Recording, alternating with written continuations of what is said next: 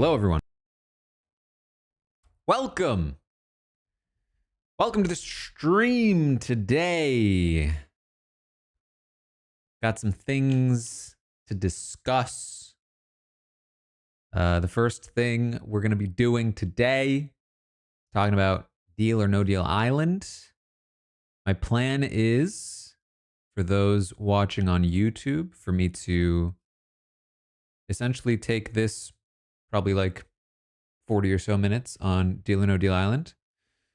And then end the YouTube stream, so that's its own video, and then I'll start it back up for the Survivor watch party, which will happen very shortly. That is the plan today.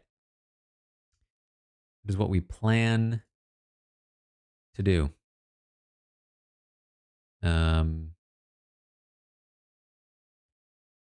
So, if you don't want to be spoiled on Deal or No Deal Island, beware. We will be discussing the results. The finale aired, I think it was last night. I'm usually watching slightly delayed. But what a weird show. I just genuinely found it to be a very strange show, and I'm not sure why it exists. That is my main takeaway from Deal or No Deal Island, if we're being honest. I apologize. I'm just tweeting some things out here. Okay.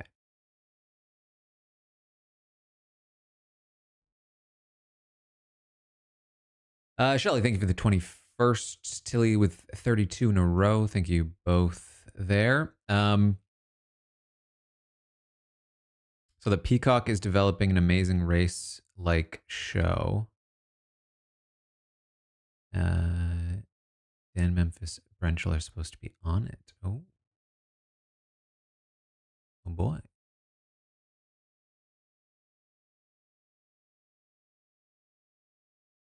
I don't know. I heard I haven't looked into it. I heard there's like a Netflix show that's trying to do like a traders kind of deal.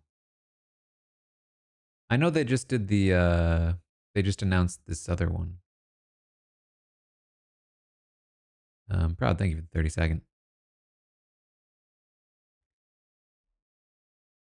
But Deal or No Deal Island.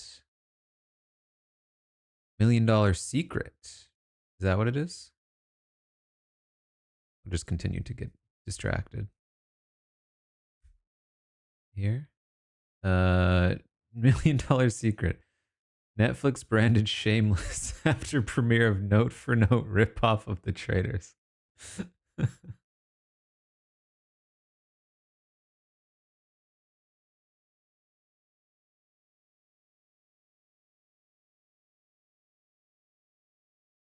Interesting. Well, this is a great. The concept is almost identical to the traders.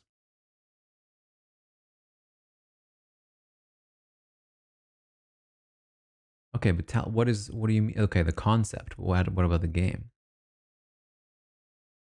In each of the rooms is a mysterious gift box which they have to unlock. Only one of the boxes contains the $1 million prize. The job of the contestants is to sniff out who they think the millionaire is via a group vote every night. If the millionaire is successfully identified, they're eliminated. The prize money. That's not a near identical copy. Come on. That's actually kind of a fun concept. I actually think that sounds like a better game.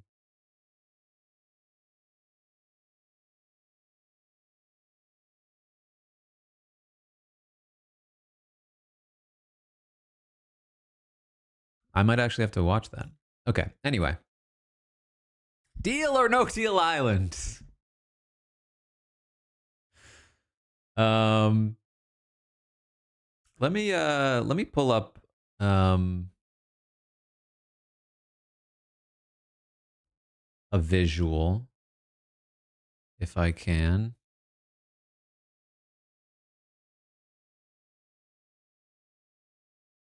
Deal or No Deal Island. This is the show. This is what we're talking about. So I assume that most people here have watched it or are aware of it, but in case you're not, I would say, first of all, you don't need to watch it. I don't think that you are missing out if you just want to tangentially be aware of the events of Deal or No Deal Island because you're interested in some of the players. It might be worth checking out if you want to just like, you could probably consume it via clips. And have a good time. It's very Traders-esque without as many high points, in the sense that like many of the challenges feel kind of lame.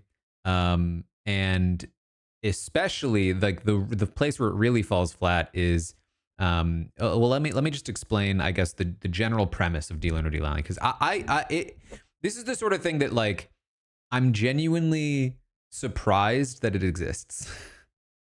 And I haven't looked into like the ratings for it,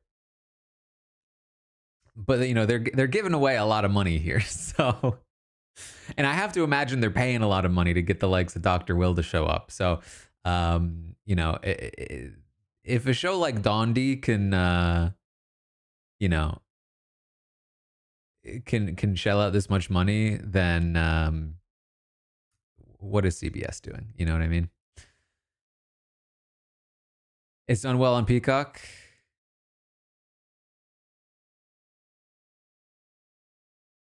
So anyway, basic premise, and I've only watched the second season. I didn't even watch the first season. I was doing what I was saying before. I was basically just kind of like generally aware of what happened in the first season. I will, I guess, loosely spoil it now, in case you don't want to hear first season spoilers. But I just know that Boston Rob made it far, but didn't win. And that he was pretty entertaining on it, basically. The only reason I really checked it out this time around was that I heard Dr. Will was going to be on. Richie, thank you for the 48th. Dr. Will, of course, being the legend, the Big Brother legend from season 2, the first real season of the show, and Big Brother All Stars, the original season of All Stars. His first real appearance on a competition game show since his appearance on All Stars, which was in 2006, I believe. So, you know, nearly 20 years of distance. Now, we saw Dan take about a 10-year gap from Big Brother 14 to his Traders season 2 appearance, and that was fairly disappointing overall. So I was interested to see how Dr. Will would fare. I would say generally that like I didn't think that the Traders was going to be Dan's thing, and so I wasn't super hopeful. Whereas I had no idea what to expect with Dondi, and so I wasn't super hopeful with Dr. Will either. But Dr. Will, at the very least, I think will like would my anticipation was that he would at least make more of a show, crashing and burning, than Dan probably did. Kenna, thank you, or Biscuits, thank you for the 26th. So anyway, that's why I watched it. The basic premise is 12, 13 people. I don't know how many people. There's a cast, you know, reality show cast.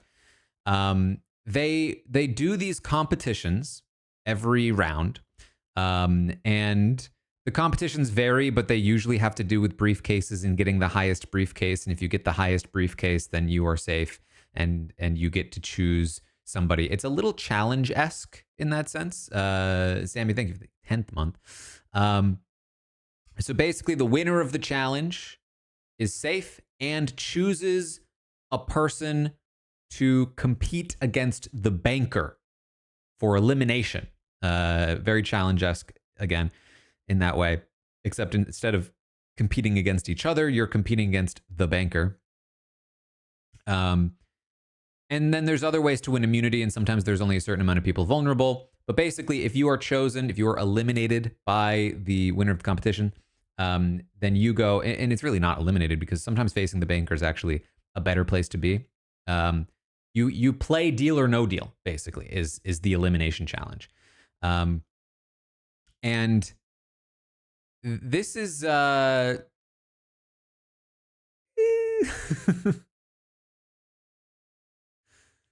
this is where the show really falters, because they spend usually a decent amount of time on the players playing deal or no deal, for not for actual money, but to be eliminated or not. So the idea is that if you make a good deal, then you are safe and you choose somebody to just be eliminated straight up. And if you make a bad deal, you are eliminated. And there is like, oh, well, the number you end up with in deal or no deal adds to the prize pool theoretically in the end for the winner. So there's a few weird things about this. Deal or no deal, you don't know that, because this is like a game show that has been reality TV-ified. Is the show where there's like 20 briefcases, you pick one, and then you start eliminating some, and then you get an offer from the banker to just like give up and take their offer, or you can keep eliminating until you just have like your case left, and you just decide to go with your case or whatever it is. And your case might have like $1 million, or it might have like 50 cents. So the idea is that in order to make a good deal in the elimination challenge, you have to either accept a banker offer that is higher than the number in your case, or you have to run it down to the end and have a case that is bigger than the final two remaining numbers on the board. So what that means is playing the banker is always baseline a 50-50 shot. If you do nothing else, if you just take one case, eliminate all the other cases, and there's just two cases left, the one you picked and the final remaining one that you haven't eliminated, you have a 50% chance that you have the higher one in your possession. Baseline. That's your worst case scenario. But it's actually a lot better than that, because oftentimes the banker will give you an offer that is higher than the majority of the cases left on the board. I wish I had visuals right now. It would probably be easier for me to explain this. But basically, if you have, say, a $500,000, or let's say you have like what's like the middle value, probably like $100,000 or something. You have like $100,000, but like most of the really big numbers, like $1 million, $5 million, all of the big numbers have been eliminated. But there's like $1 million case left.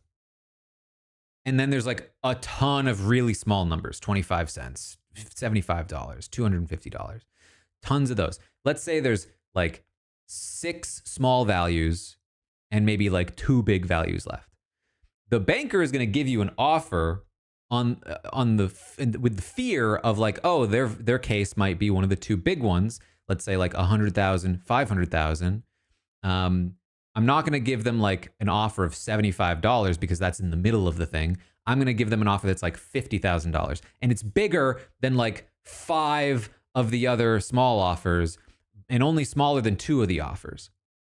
So now all of a sudden your odds of making a good deal are significantly higher. And so you can get up to, I think I saw like a 75% chance of making a good deal in the elimination challenge. So, and you can just keep waiting until you get a good chance all the way down into, there's no real strategy or decision in it, because you can just keep waiting until your odds are like at least 66 to 75%, or fail safe, it's 50%. Like that's not bad. So in a lot of instances, it was better to actually go and face the banker yourself, because your odds would be higher if you knew exactly who the person would eliminate. If you knew that the person playing would eliminate you, then it was better to actually play yourself, because your odds would be better that you would win, that whoever plays wins. So I say all this to explain that none of what I just explained, and maybe for good reason because it was a little wordy, none of what I explained is in the show. None of it. They are forced to pretend that none of that exists. And that every time they play the elimination deal or no deal, they're just looking for the high numbers. They're just trying to add to the prize pool. You know, that's the goal. And I say pretend, but many of them actually do that. Many of them turn down great odds in favor of smaller odds because it's not the right thing to do to get the highest number in a situation where the highest number has almost no value to you whatsoever. So there are people who play the game who seemingly have no concept of like the odds of the game and how to even play the game, which is frustrating by itself. But even the people that do understand it are, in my understanding, explicitly told by production, you have to pretend. You have to act like this is not what you want. That you have to act like you're trying to play the game the proper way, which makes no sense, and it makes the segment so much worse. Because very clearly you recognize that if you eliminate high numbers, exactly as Katakuri is saying here, if you eliminate high numbers early, they go, oh no, the high numbers, we're going to get a lower offer. It's way better for you because the more high numbers are gone, the more likely you are to get a deal, an offer that's higher than many of the small numbers. And if you eliminate a bunch of small numbers, they're like, yeah, we got 50 cents off the board. Let's go. They're like, oh yes, they're cheering. But all that does is create a scenario where the offer is likely to be lower. There are, I talked about the offers could be up to like 75% chance that you get a good deal. They also go the other direction. If you eliminate a bunch of low offers and you have only the high ones, then the dealer is not going to give you a big like $750,000 offer. They're going to give you a pretty low offer. And the odds of you being eliminated are going to be much higher if you take that offer. So that offer is useless. So they have these scenarios, and the most entertaining version of this that they had was Dr. Will when he did it, because he didn't play ball. Because not only as pointed out in the chat already, not only is it like a situation where they're like having to pretend like, oh, this is what I want, this is what I want. They also have to like give a reason for picking each number, basically. They don't always give a reason for every number, but they often give a reason for the numbers they're picking. And it's the most mind-numbingly boring thing. Like, well, Joe, you see, my sister's daughter's best friend once, flipped 5 coins and it came up 3 heads. So also, and that number means a lot to me because it's also my mom's birthday month. And so for that reason, I'm going to pick the number 3. And it's just like, what are we doing here? It's completely random. So Dr. Will goes up and he just goes 1, 2, 3, 4, 5, 6. Yeah. And it's so much better. And he doesn't bother with dumb excuses. And he fully just plays like the clear odds that you're supposed to play. It was just wild to me that like, I get frustrated with the traders often with how they have to like pretend like people aren't playing the game in the way that it clearly is designed to be played, in the sense that they haven't, successfully designed it to be played in the way that they want it to be played. It's designed to be played in a different way. So the players don't always play it in that way. So they have to pretend that they do, or that they don't.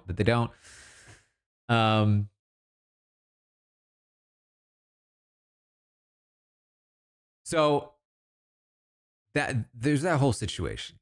And it's weird that this exists is the main thing.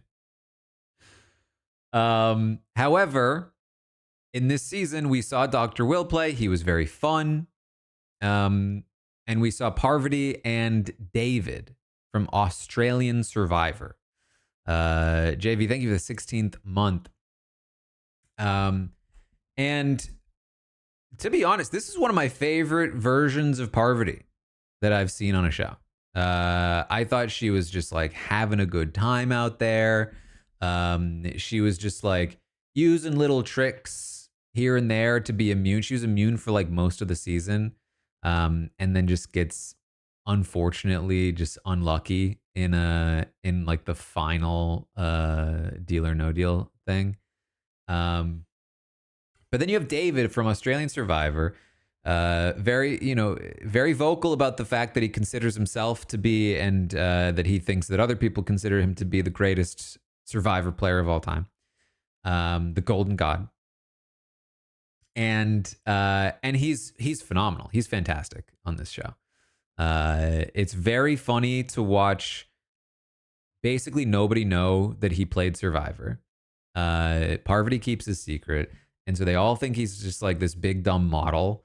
And him and Parvati basically just like wreck shop. I mean, let me be clear about this. They could have done much better. They could have been way more secretive about their alliance. They really like put themselves in a much stickier position than they ever needed to be. Like the level at which they seemed to be like playing, it seemed like they were not trying that hard, which is wild considering that at the end of this season, the prize money is larger than any other reality show by a margin of like at least over 2x. Like Survivor Winners at War was $2 million. David comes away with 5.8 playing this game. You'd think that people would be way more like invested. Now, granted, he could have come away with like $75. So, like, it's basically just like one big audition to play a round of Deal or No Deal. That is like a big game, like a big game of Deal or No Deal.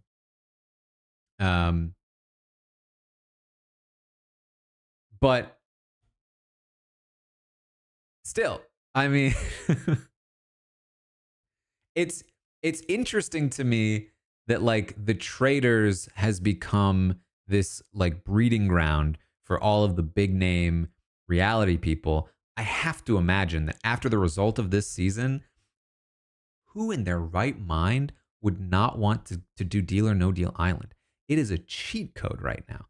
Like they are putting a couple of legends with a bunch of fish, a bunch of people who just, I'm sorry, I liked some of them, don't know what they're doing, are basically incapable of eliminating these big names. It's a free shot at getting to pretty close to the end and then having a great chance at playing Deal or No Deal Island. Like, and the amount of money you can win is so much more than the Traitors. And listen, I think the Traitors, I would imagine they pay more, probably, but I honestly don't even know. Just to be there, I mean. But it's also like just a way less stressful situation to be in. You just get to chill like on a beach for probably like a week or whatever. Danny, 580 bits in honor of the Golden God, David. It's just wild. It's just wild that David playing Deal or No Deal Island made more money than I'm in than 11 winners of Big Brother US before the prize money increase combined.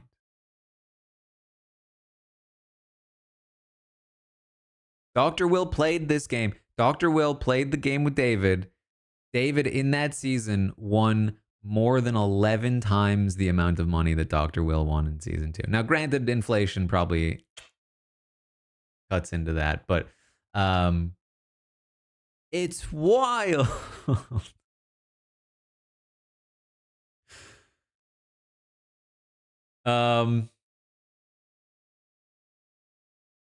Also, just so this is how it worked. So they got to the final 3. Parvati got unlucky with the final bit. She had been targeted for a while because they were really not secretive enough with their alliance. Gets unlucky with the final deal or no deal elimination. David gets into the final 3. Jill, I think the 21st. And they do this really weird final challenge where it's basically like eliminated players get to choose who wins. It's a little bit of a jury vote, but only half of them, weirdly, and seemingly randomly. So it's this final obstacle course. The obstacle course portion of it basically doesn't matter, at least in the way that it played out, because you just have to not be last. And if you're a guy like David, you're never gonna be last. But the more important part was like who gets the highest value cases. So on each platform, they had 2 eliminated players. One gave out one of 3 cases that they knew the values for, and the other could help them with the challenge. The helping with the challenge, I think, was almost completely pointless, at least how it played out in this season. Almost completely pointless. The jury vote of that player, significantly less than the jury vote of like the people giving out the value of the cases. So, I mean, pretty unlucky for David that Parvati is not somebody giving out a case, and instead it's a person that, like, it's Philip, who was like not a fan of David, and really, really messed up, quite frankly. Now, it did lead to a scenario where, like, this is where David, I think, really earned the win, is that, like, he just read each person correctly. Basically, he had the relationships to be given the high case with 2 of them, and then with the third one, with Philip, who I don't think wanted to give him the high case, tried to pull off this move of like, are you going to trust my word? Here's the case I've chosen for you. And he had pulled that off with CK. And then she chose a different one, and he was going to be like, I was being honest and you didn't trust me. But David saw straight through it. He was like, I'll take it. And Letty's pissed because, and I, quite frankly, I would be too. People are kind of dogging on Letty. And in part for good reason, because I'm not on board with everything she's saying, but like, if my ally screwed it up that bad, and then I go on to see, because of that, my competitor ends up winning $5.8 million, I'm going to be salty. I'm going to be a little salty about that. I am.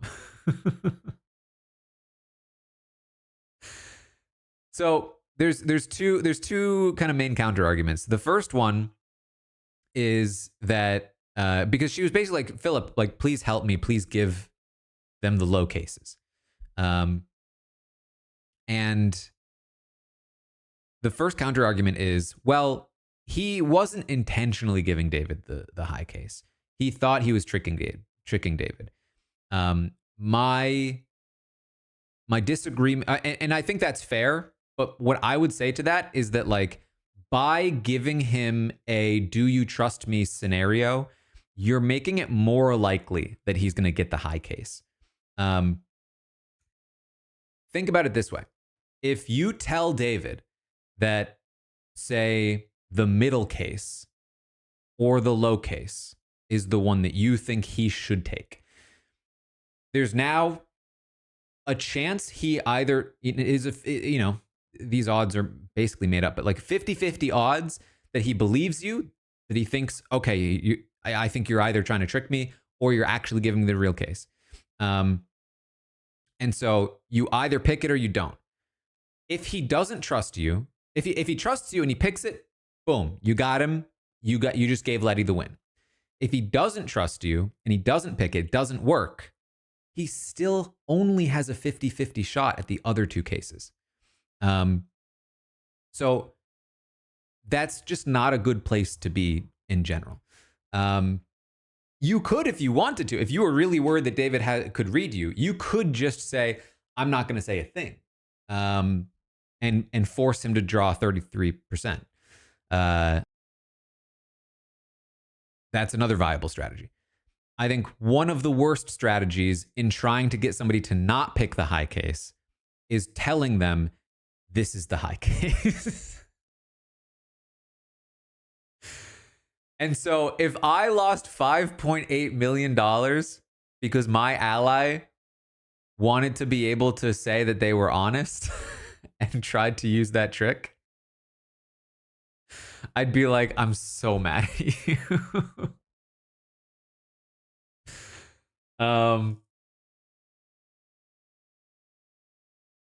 The other main counter argument, this is one I agree with much more, is this idea that like, well, I played an honest game and David didn't, and therefore I deserved it more. And Philip, so on and so forth. I wanted Philip to lie so that I could benefit.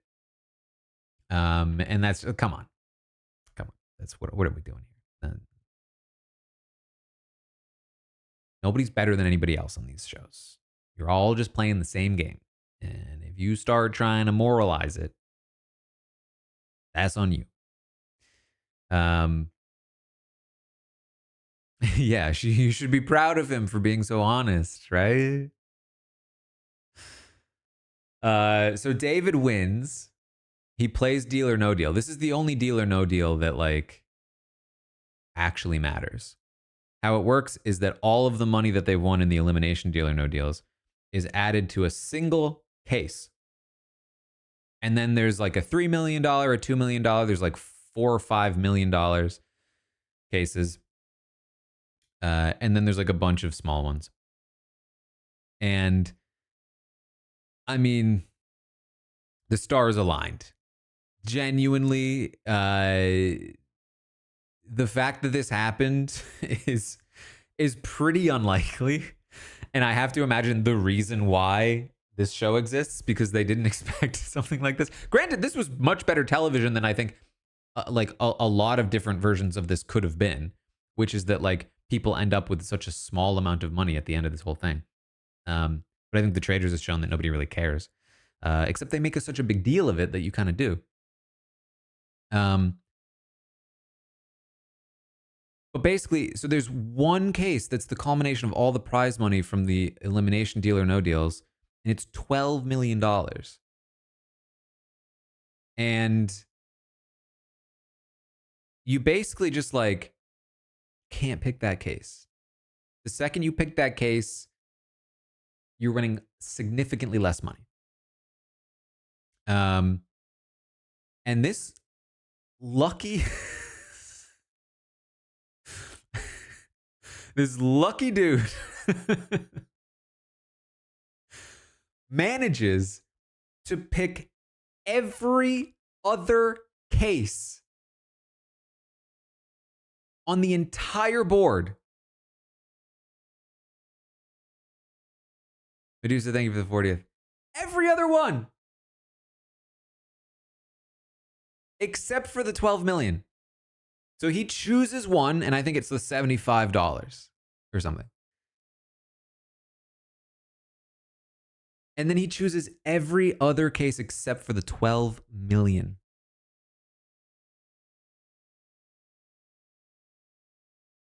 Ash, thank you for the 12. Like just the odds of that are really low. So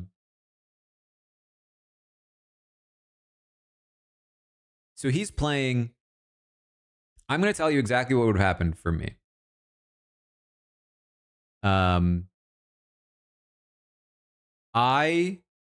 He gets an offer of about $1 million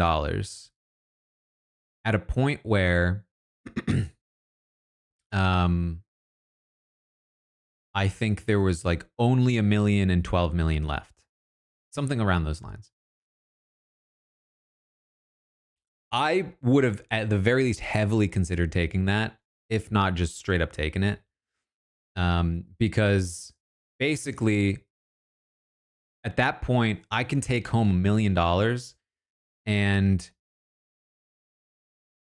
in most scenarios, like that is about the maximum I can get. Because the second I drop the 12 million, my offers are going down, and the maximum I can get is 1 million anyway.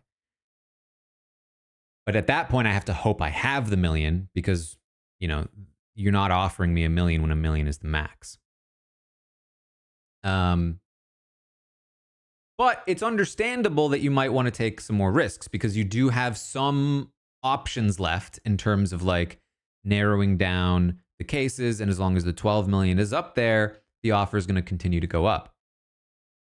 The issue is this guy removes all of the millions. And so all that's left is like, you know, $75, $25, $250. I think it was, I think it was those, like, it was those three plus like the 12 million. And his offer at this point is like 3 million. Or maybe it's like 2.5. I don't remember. Now, at this point, yes, you theoretically have a 75% chance to not hit the 12 million. And your offer goes up. But the offer's not like, I'm not rich enough to know this. But in my mind, the difference between 3 million and 4 million is not that significant. like once you have that amount of money, it's like 1 more million, I can take it or leave it. You know what I mean? When I should specify, when the alternative is you lose everything. So it's like, yes, you could win an extra million in a deal, or if you end up hitting that 25%, you lose the 12 million, your offer shoots down to like $250. It's all or nothing at that point. I'm taking that deal every single day of the week. You literally could not pay me enough to take more risks at that point. I am not losing out on $3 million in the hope that I can get one more. That's ridiculous. And he does it because here's the thing. The idea that you might double that money, maybe, right? And your odds are not that bad. You've got like 75%, and then you've got 66%. The problem is you have to do it twice to double your money. And that's just not good enough, I think. Like you take that $3 million, like you can just like turn that into as much money as you need for the rest of your life. Like you have to get through 2 more rounds for that number to double. And he does it. He goes 2 more rounds.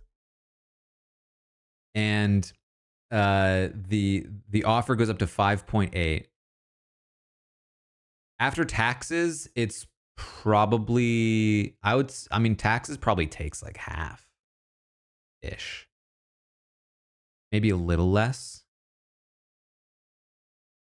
Also, depending, I mean, he's Australian. I don't know exactly. No.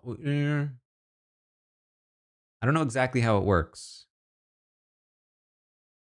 I'm sure Australia wants a cut. I think the place where the company is based out of probably has some fingers in that pie. And then like where, I mean, I think where he lives, his home probably matters. Um like yeah, cuz I think he's currently living in the US, but um certainly it matters. But still, you know, you pay that tax once and then it's just um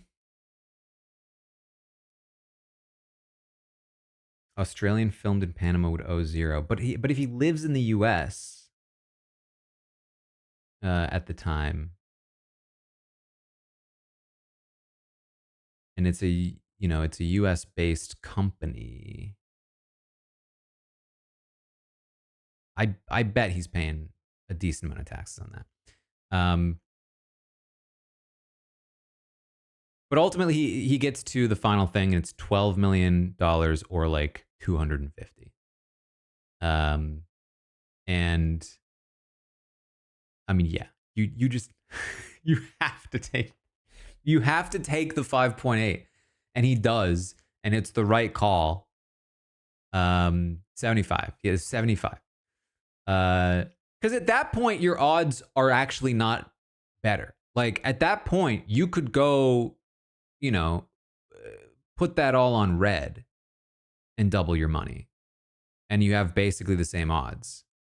Like this is no longer a unique scenario where for a coin flip I can double my money or lose it all. You can do that anywhere you want. So there's just no reason. There's just no reason to take that, to not take the deal at that point.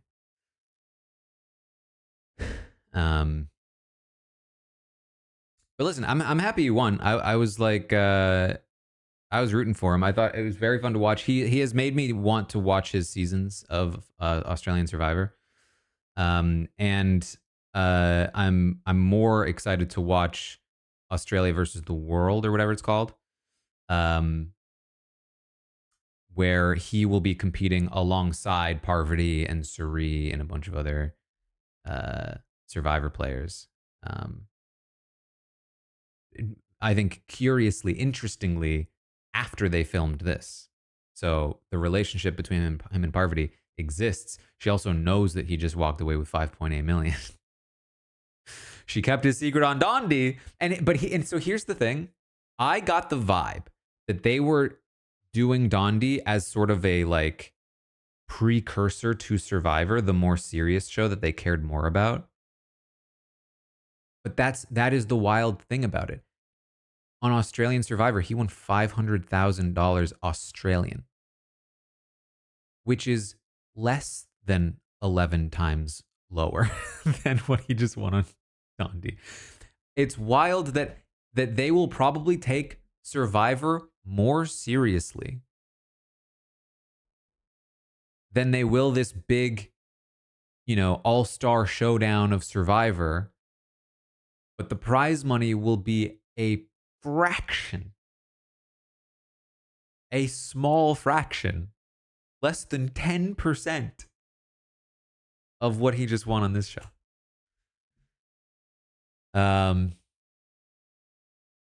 Wild stuff. So, I mean, here's the thing. I have no loyalty whatsoever to this format. I have no plans to watch season 3 unless they have another, they need at least 2 to 3 big names that I care about.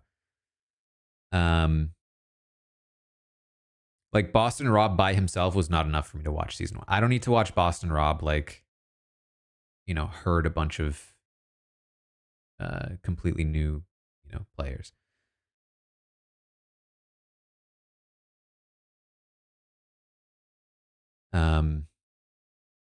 I did start just skipping through the Dondi part at the end of every episode eventually. Oh, also, I wanted to mention, they spoiled their own show so much. Can we talk about that? I don't have much time left before Survivor, but like, I knew he was gonna win. Quite frank, I knew that whoever won this season was going to win more than $5 million before the season started, because they told you that that was going to happen. And then this is a little bit more inside baseball, but like during the episode, even if you started to doubt, they keep going. The biggest prize money in network television history. It's the biggest prize pool in network television history. Because I'm sure they added the network in post. Because at the time they filmed this, it was the biggest in history. But then Mr. Beast came in and somebody coin flipped over there, and they gave away, not to spoil Beast games, but they ended up giving away $10 million on Beast games. But that's not network, that's streaming.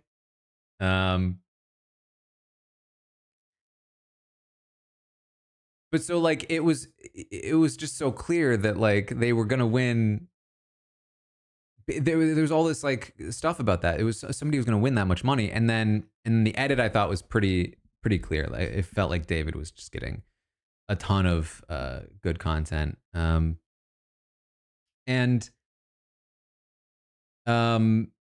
then like on top of that, it was like they kept I kept seeing people like, oh well, they accidentally spoiled who gets booted in the cliffhanger. So many cliffhangers, stupid. And then okay, there's also this weird thing at the end. The banker.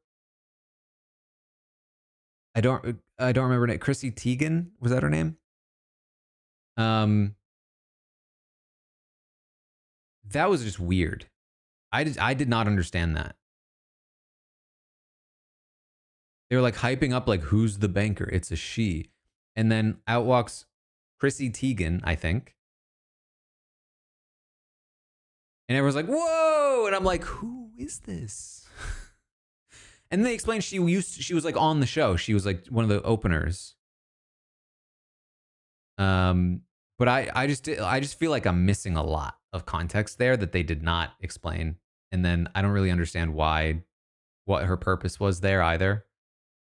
It was just weird. Just weird.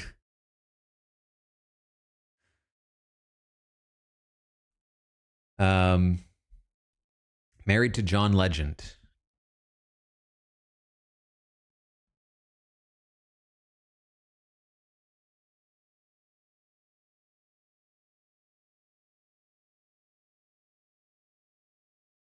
I'm wrong for this. I know who John Legend is. I don't know who his wife is, you know? Anyway. That's about a couple of, we'll do some final questions before I wrap up the Deal or No Deal talk, and then we'll get into Survivor.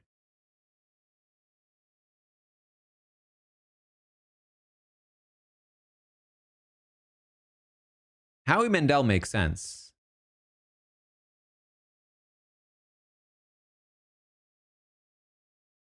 If Dan said he's doing Donde, am I in? Of course. That's what I mean. Like, I mean, I guess there are a few people, if they were the sole person there, that I would tune in for. But generally, I need at least two of them. I need to see them interacting. You know what I mean? I just can't imagine this show existing without reality stars from other shows. But could you imagine? What a weird season. Thoughts on Amazing Race 38 being spoiled as they film? That's pretty normal, isn't it? And then with such a high profile cast, I feel like that happens with a challenge too. Like, it just gets spoiled so immediately. Twitter is cluttered with people spoiling. Oh boy. Well, I'm gonna do my best to avoid it. But I will be watching for sure. I am more excited to watch Australia versus the World.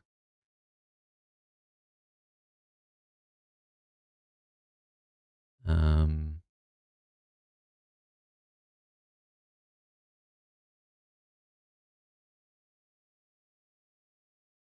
Following the Discord where the spoilers are is actually really fun. I can imagine it being a fun show to like be an investigator on.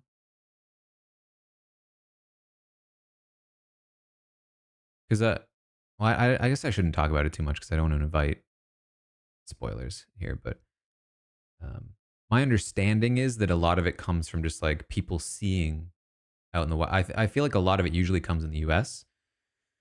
But like just people out in the world, just like spotting people doing the Amazing Race. I might check out Million Dollar Secret. I think the format seems a little better.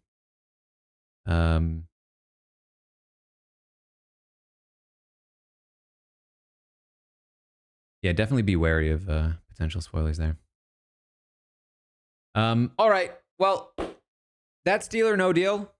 That's going to be the end of the YouTube video / stream. I'm going to end the YouTube stream. I'm going to restart the YouTube stream for the Survivor watch party so that there's a bit of a delineation there for people that want to watch one or the other. So if you're watching along on YouTube right now, I think you can probably just like refresh my channel and find the new live link. I think that's how it will work. If you go to like the live tab. But that is it for now. I'll be switching over to Survivor. Hopefully we get a good episode. Let me know what you think about Deal or No Deal in the comments of the video, I guess. And see you for Survivor. Okay, YouTube ended. Let me just make sure it ended properly. I think it did. I don't want to I need to make sure I wait for it to end so that like I don't accidentally restart it and have it go again. Dalton Ross is hyping up the Survivor episode. Oh boy.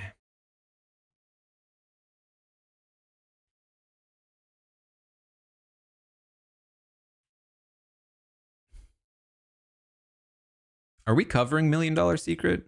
Is there a podcast on it? Because I feel like I hadn't heard about this until like literally yesterday. I'm like so on top of scripted shows that I've apparently completely lapsed on unscripted. Just nothing but Netflix. Chappelle and Scally, okay. Yeah, I know scripted TV. That's just how it goes. Just got into your dream college. Nice. That's incredible news. Yes, the new show with QT. Very excited about that.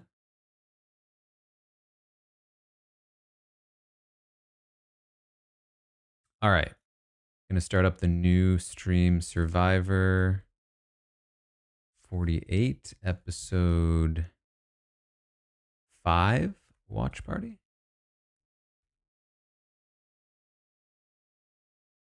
Yeah. Like reacting to is probably a little more recognizable for YouTube.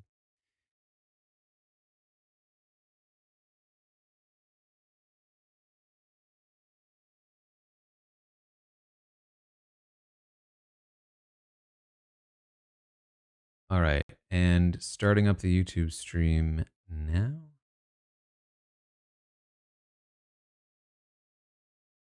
All right, hello. We are live on YouTube reacting to episode 5 of Survivor 48. I'm pretty sure it's episode 5. I hope it's episode 5. I'll have to change the title if it's not episode 5. Let me just make sure I change the thumbnail so that we're not looking like we're talking about Deal or No Deal Island. That's a different thing. Episode 5, I'm pretty sure. I was just told that it's being hyped up as a good episode, so this will be interesting. How this works, if you're new here, is that I will be watching the episode. but I cannot show it because they will take me down. They will find me and they will use their particular set of skills to take me down. So I'll be watching it. You'll be watching it at the same time. I'll let you know when it starts. There's a little clock up here so that you can kind of generally judge where it is. I will try to occasionally let you know where I am in the episode as well. And then we'll just react to it. We'll chat about it, and have a good time. That is the plan. I will also be running predictions on Twitch. For those of you watching live on Twitch, we have a good time trying to figure out what's going to happen. And so far, it's been pretty good. There's been seemingly no spoilers.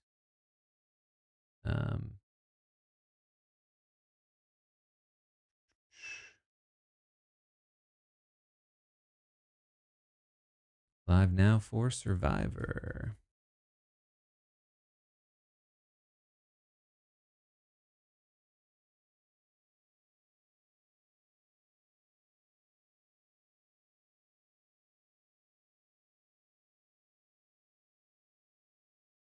Okay.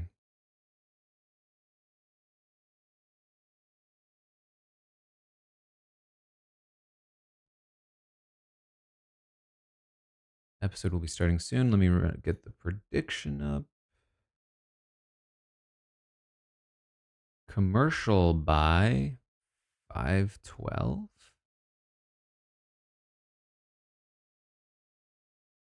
Yes or no? All right. Previously on Survivor. Shaheen almost went home and I got really scared. Baby, thank you for the 16th. Oh, also, I saw that there was more controversy about whether or not the extra vote was played. Or whatever it was. Christine, thank you for the 32nd. Polly, thank you for the 65th.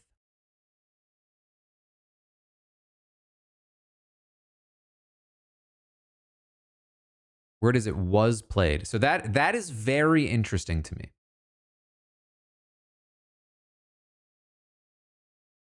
Because if it was played and we were not shown that it was played, that implies to me that that tribe never goes to tribal again. And we're on. No, we're not. It was fake. It was fake. And now the episode starts.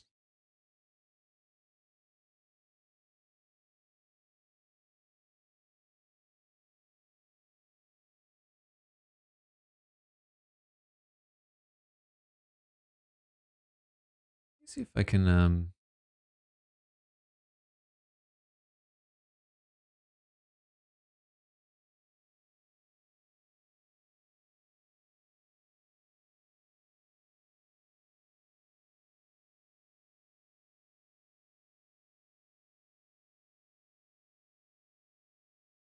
Okay. I'm going to try something here. Hopefully it doesn't instantly yoink me.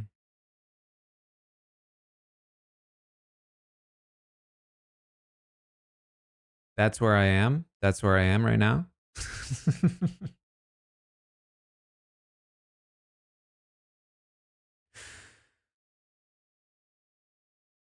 Surely that's fine.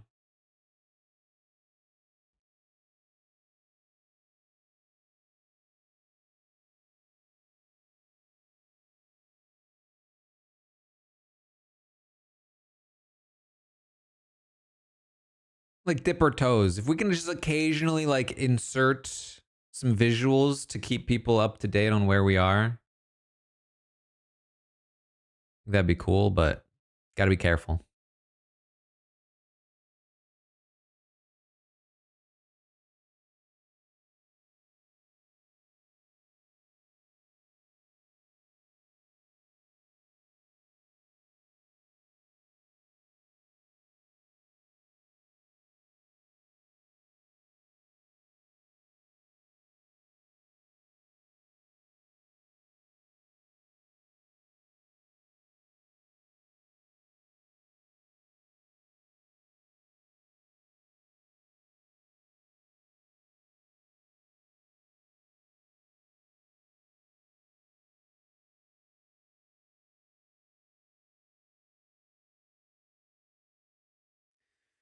Come on, Shaheen.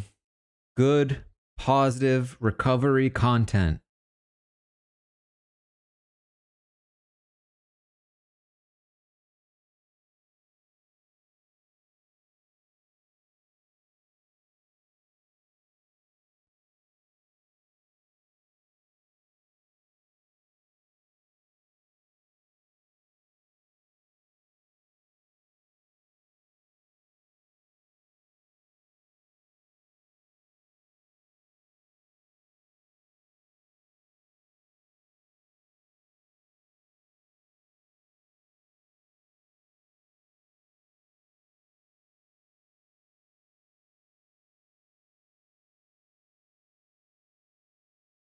Oh, here we go.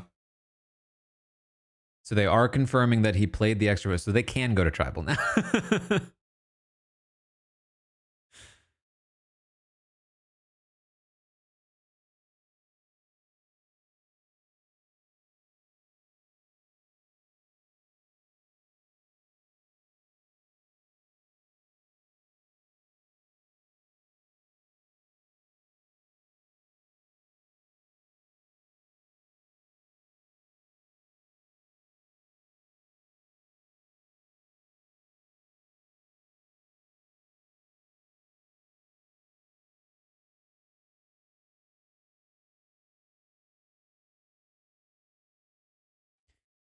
I love this. I love this from Camilla and Kyle. You absolutely continue to pretend that you're not working together. Straight up. Challenge. Challenge. Wait. I like to do challenge predictions. We have a commercial prediction.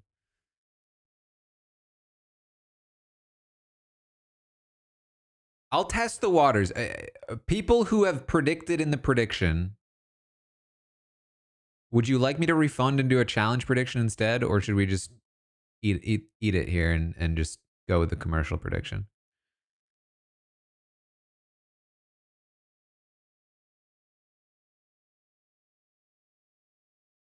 All right, I'm seeing lots of refunds. All right.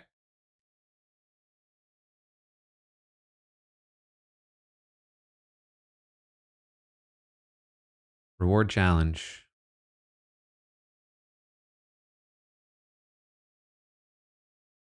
We are refunding.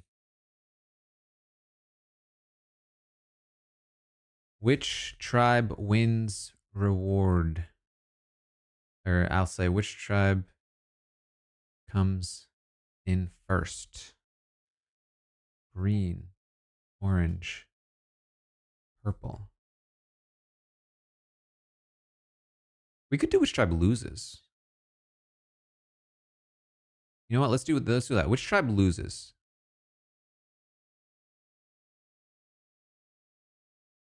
Because 2 tribes are gonna go, and 1 tribe is the loser.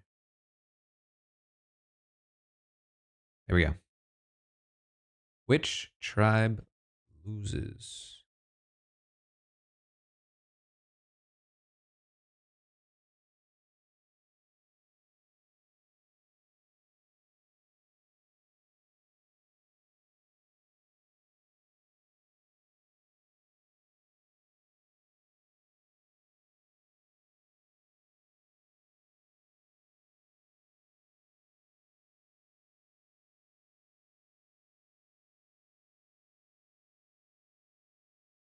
I think I would always want to compete. I mean, who knows how true it even was that what she just said about needing a break or whatever, but like, I'd be bummed to sit out of a challenge on Survivor. They seem like fun.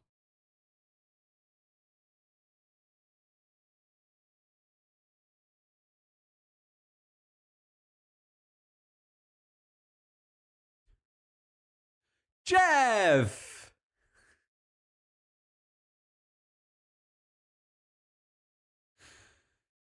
Jeff, we're supposed to make jokes about your innuendos. You're supposed to be oblivious to them.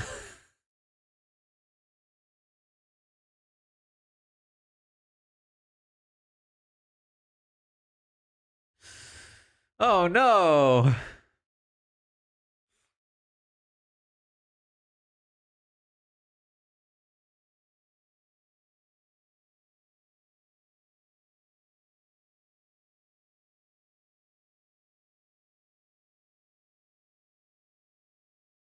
Hero moment for Mary.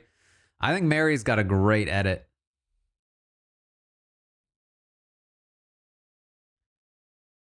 which I'm simultaneously happy with and also like, damn, I almost drafted her.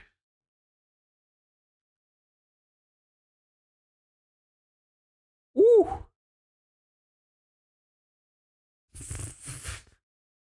An abysmal failure.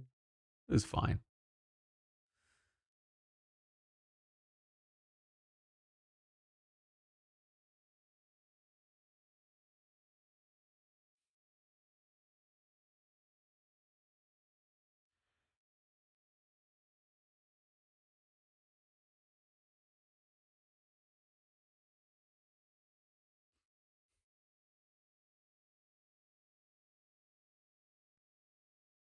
Purple in the lead.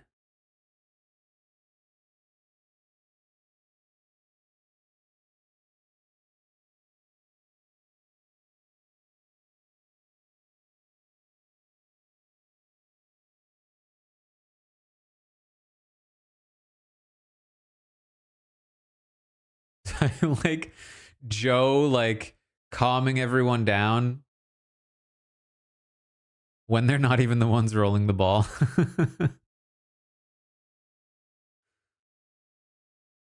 I need a donut.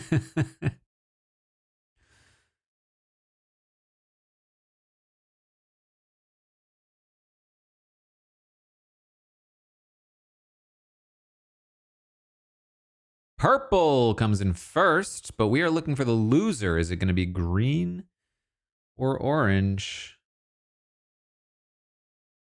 Wow, a lot of people thought it would be orange.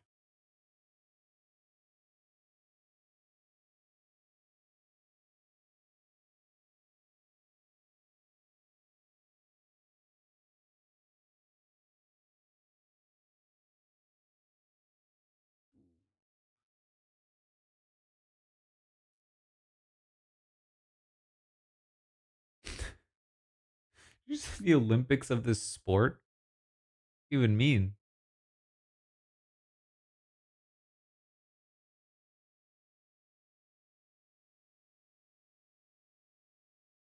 And it's orange.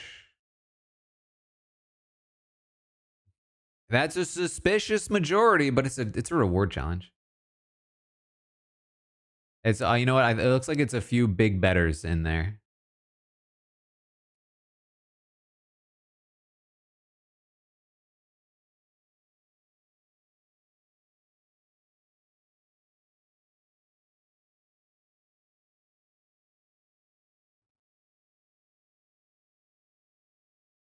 All right, geez, brag about it.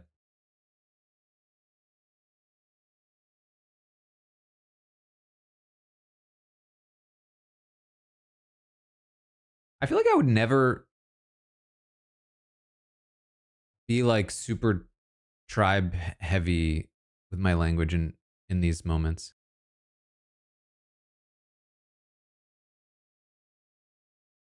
Sage is calling it out.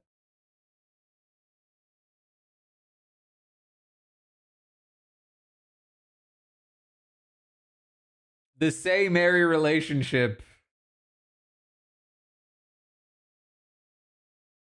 Listen, they can't just get along, you know what I mean? That just takes away some of the spark.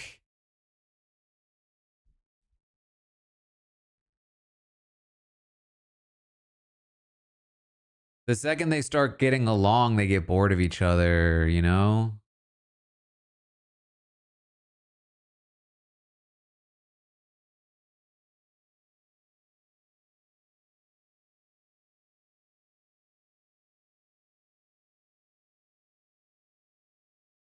Are they trying to set up Orange to be the tribal tribe?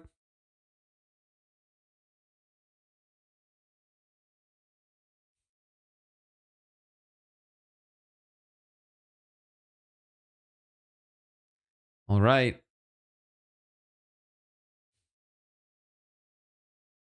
Next prediction. Are any clues or advantages found in the next segment? Yes or no?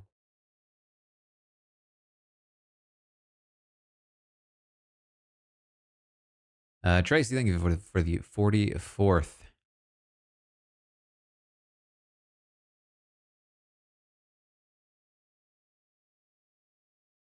There's like a weird commercial slash preview. Oh, this is a movie. Okay. I couldn't tell if it was a commercial or like an actual show or movie.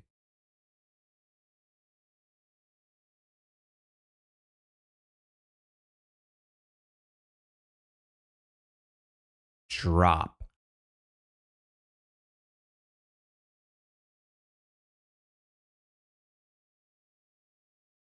Um, I guess there is a weird middle ground where somebody finds an existing advantage, but like they have to find it. You know what I mean? Like if Star finds her idol, yeah, that counts. If somebody else finds, if somebody goes through somebody's bag and finds their idol, I'm gonna count that too.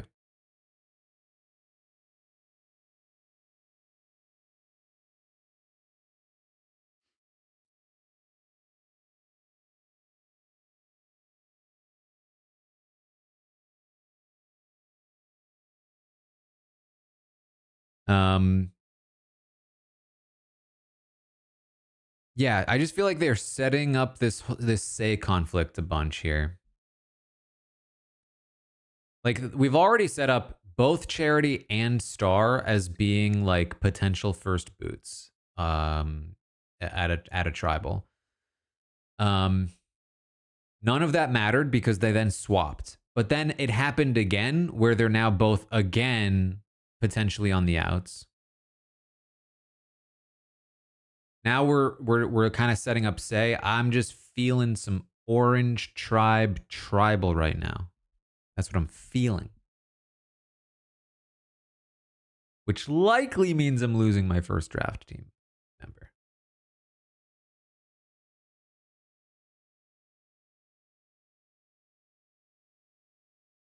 That's fair, JC. I wasn't considering the fact that this episode's been hyped up.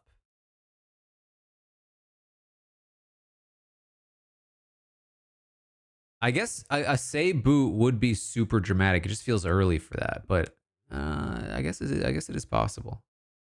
There's also like, isn't there something that happens at the challenge or something?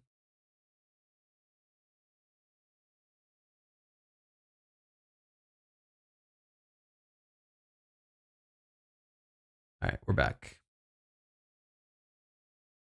That's where we are.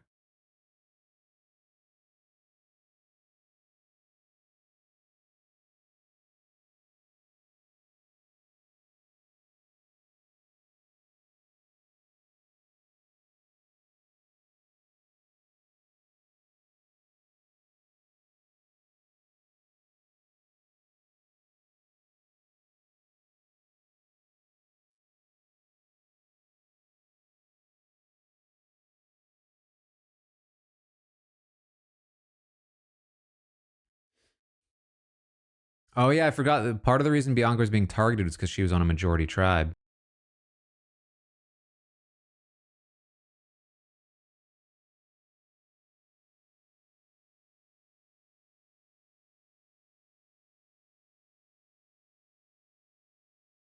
I knew the sitting out thing would be a thing.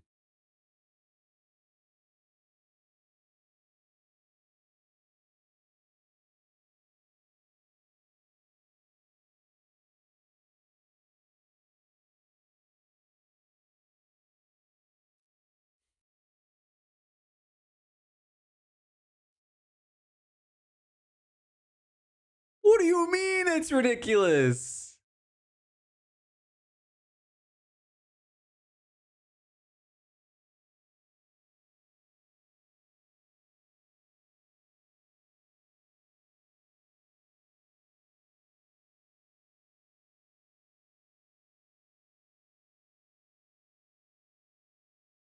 You don't get to hoard the food because you competed in the challenge.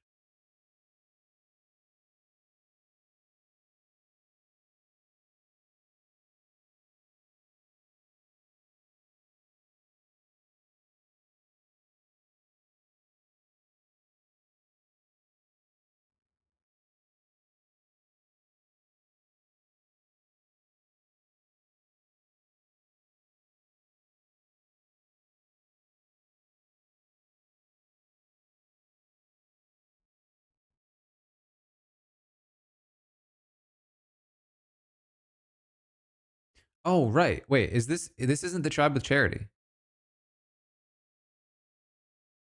Charity and Star on purple. Oh, that's great for me.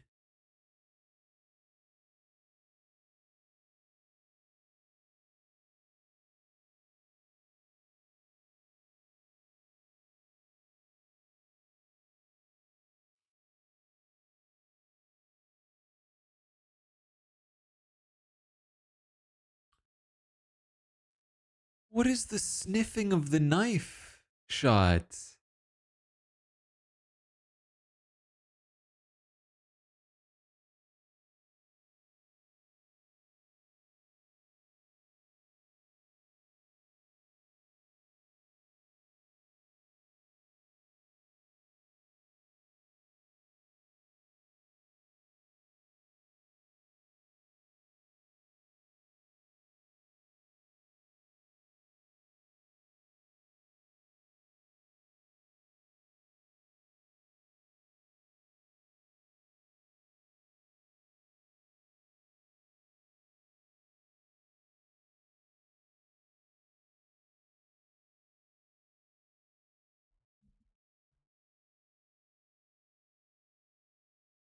If I'm Bianca, I mean, obviously, like it just depends on what her relationships are, but like numbers wise, I'd rather take out the smaller tribe here to help build up original Orange tribe, I think it was,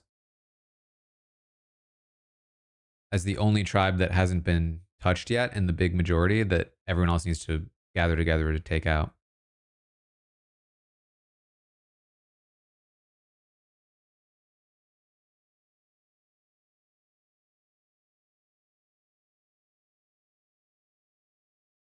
Basically, if we can like pull together a group of people that is original Purple Tribe, Shaheen, Joe, uh, Eva, and Star,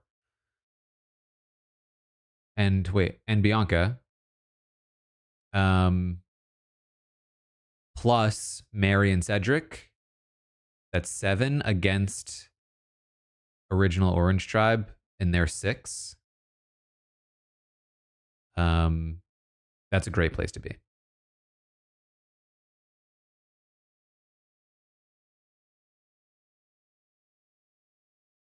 And it probably wouldn't be exactly that, but if you can make it, kind of close to that, I think that's where you'd want to be.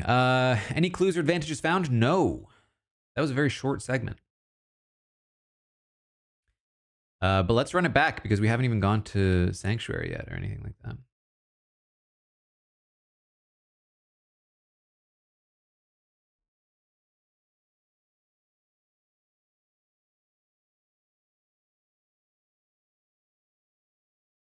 Could be a 2-2 vote.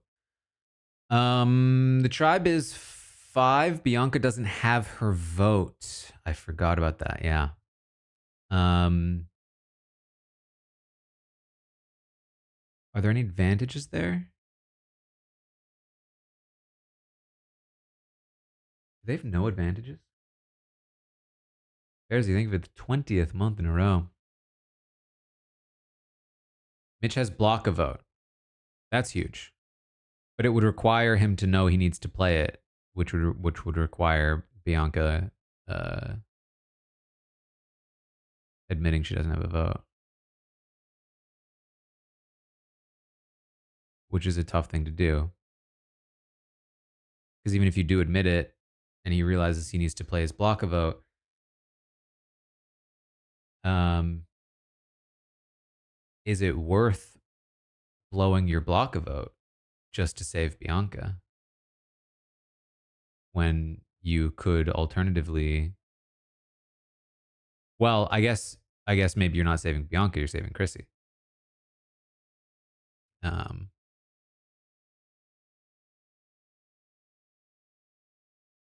this season has been interesting in terms of divulging information. Uh, Fans often get upset at people who like overshare, But so far, I think we've seen multiple instances where not sharing, a, their situation, whether it's not having a vote or having a vote or having an extra vote, not sharing that with their allies has really come back to bite them. And this might be another instance of that, where it's like, in order for Mitch to know that, to even have the dilemma of whether he should play the block of vote, he kind of needs to know that you don't have the vote, that he might need to play it. And that's a tough place to be.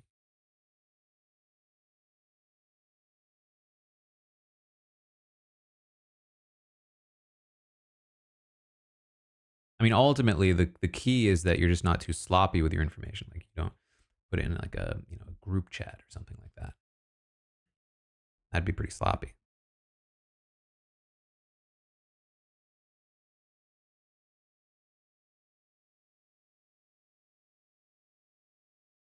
All right, we're back.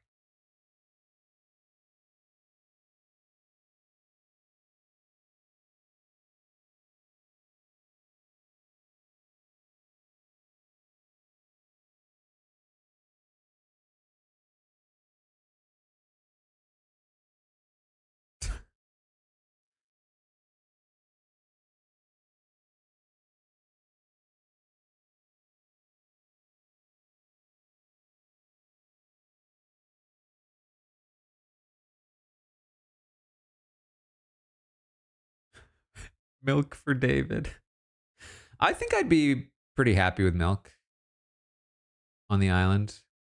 I don't know though. Would it mess with your stomach? You, I don't usually drink milk, but like macro wise, it's pretty good.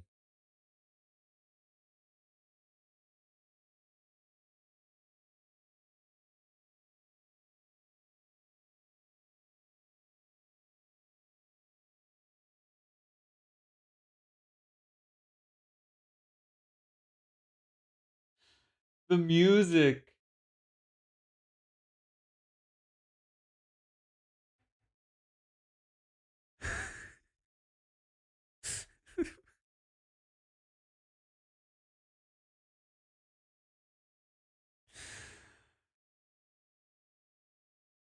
They love David. Let me tell you. They're really milking this. Yeah.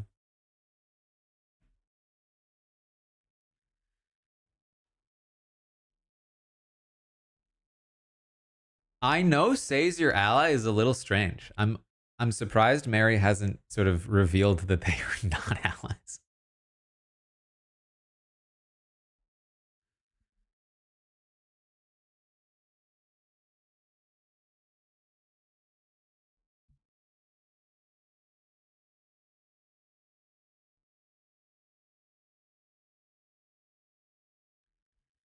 I'm right there with you, Charity. Both you and Star, let's get to the merge.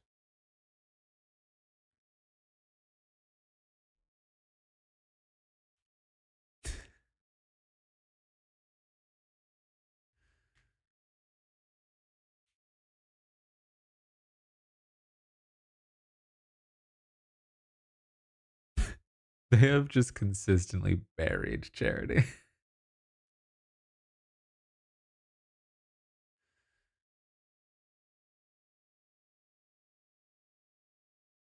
That was a weird one though, because like I feel like in all the other segments where they've buried Charity, she's been like, I puppet master David's vote, and David's like, I don't trust her. She was just like having a moment. It was like, I don't trust her.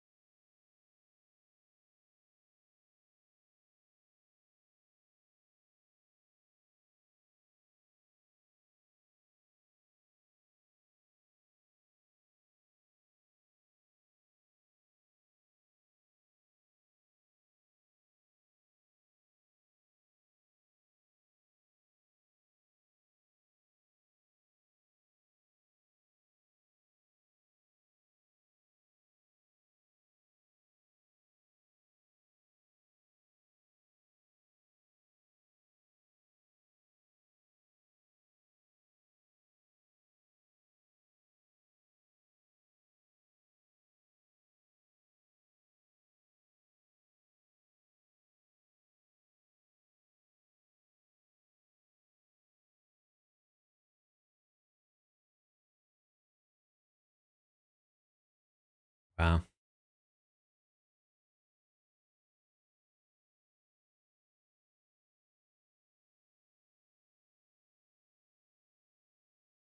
course it was happening in the 40s and 50s.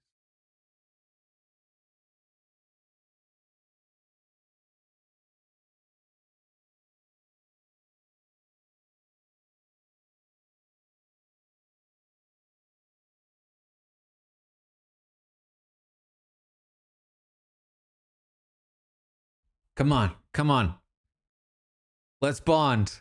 Let's make this happen. Come on, these four. Come on.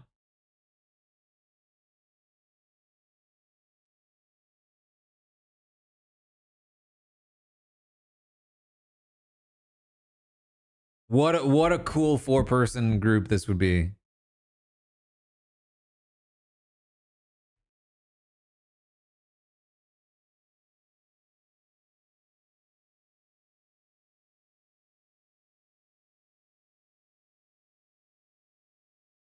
Oh, I really hope they're not setting this up. Hold on, is this why the episode is emotional? Because they make us care about these four and then they lose and they go to tribal?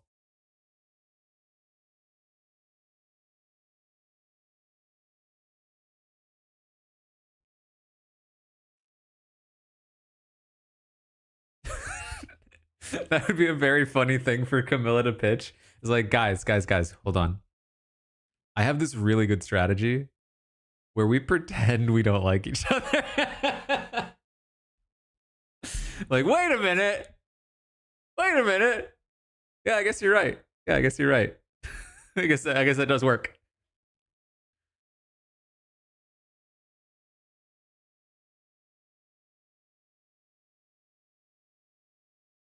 No clues or advantages found.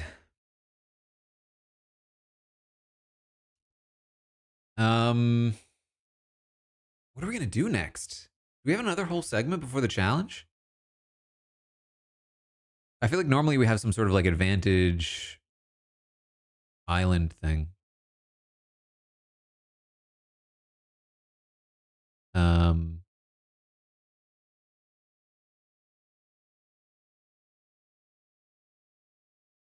I could run. I don't know. It feels like we're gonna get a challenge. I could just because the challenge might be okay. I'm gonna do this. Are we gonna get a challenge?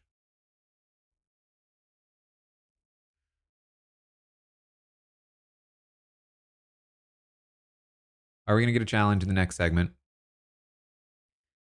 I don't think it's necessarily likely, but like if this is like a very special episode, it might be a very long challenge. Um,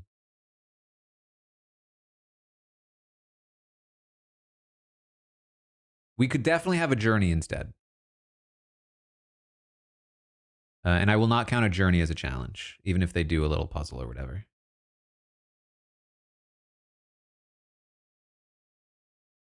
Oh, you know what? Did they mention a journey? I don't even remember now. I wasn't paying attention. I was just listening to. No, they just talked about Sanctuary, right? I think they just talked about Sanctuary.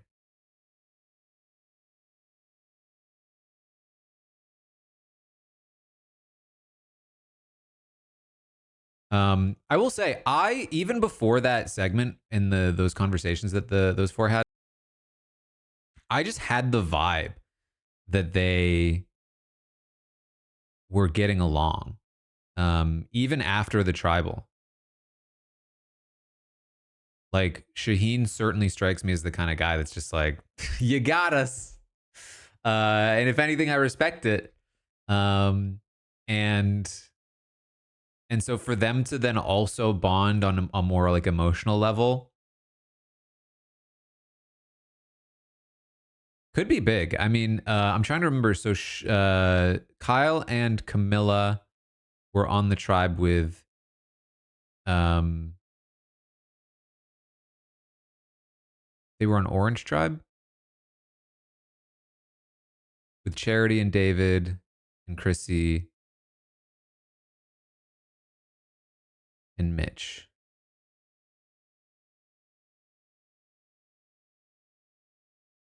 We're back. I just felt it. I felt it.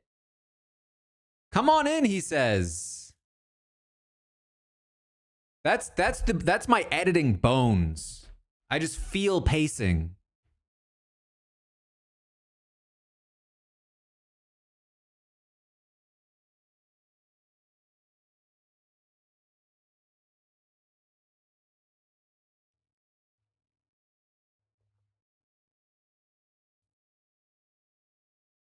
All right, which tribe comes in first?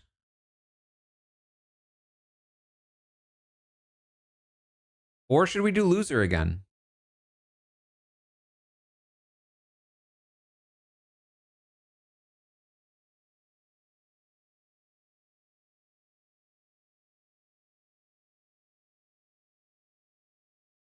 There's spoilers for the challenge winners. So does that mean I should do losing tribe? And thank you for the 18th. All right, which tribe loses? Purple, orange, green.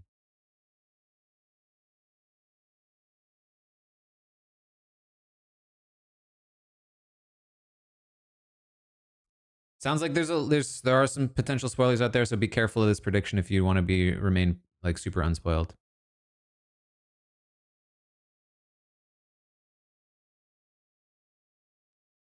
Here we go.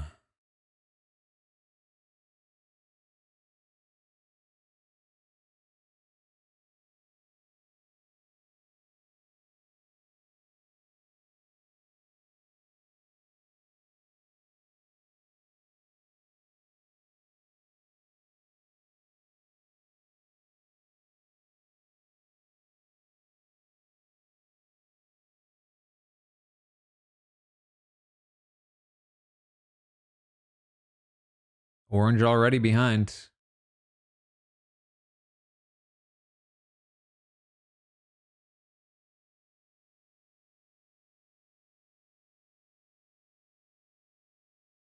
Purple and orange winning the physical portion makes sense.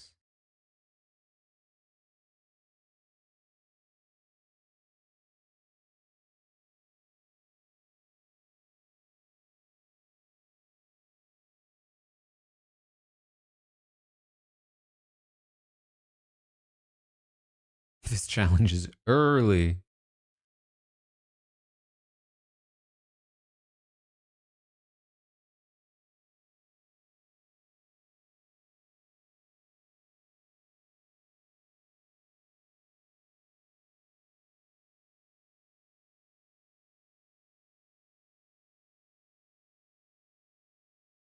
Purple with a big lead. Where's green? Where's green? I heard instructions for green. Green is done. Okay.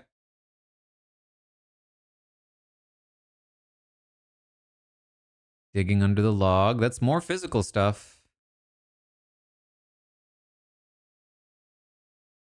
There's a lot of physical portions to this challenge that's really dragging orange down.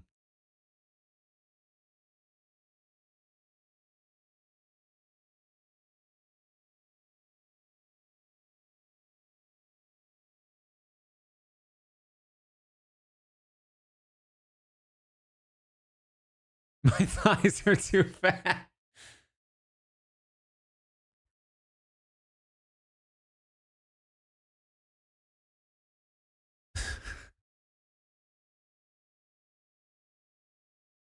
Yeah, the Cedric sit out is I think a weird call.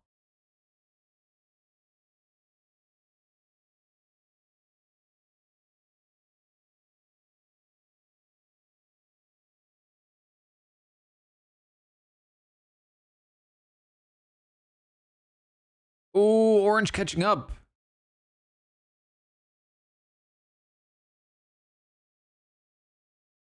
I think Kyle went too early. He clearly doesn't have the room.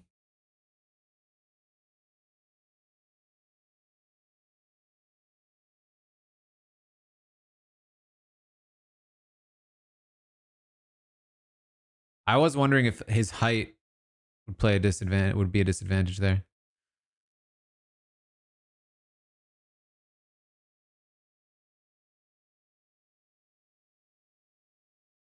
Oh no, orange is really caught up.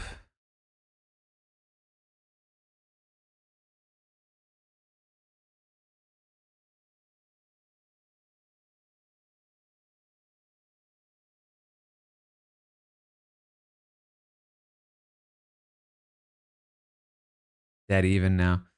Come on, don't do this to us. Don't do this to us. Don't make us fall in love with green and then have them lose.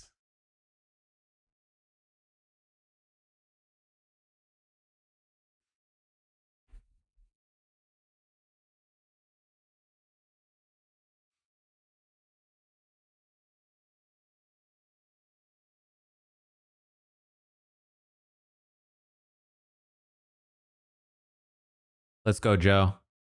Why is Mitch so clutch? Mitch, chill.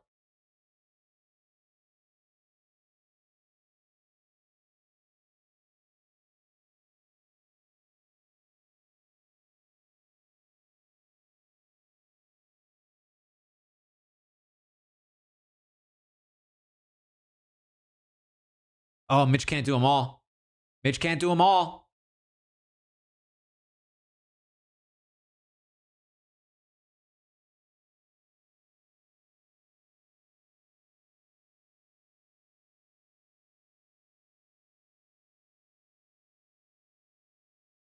I do like that they all have to do one. I think that's, well, I think it's good on occasion.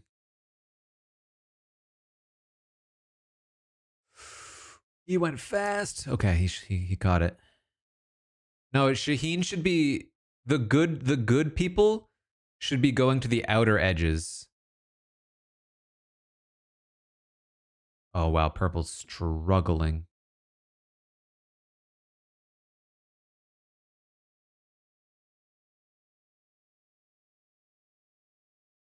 All right, I think green might be okay here. Don't want to speak too soon. Just you and the ball.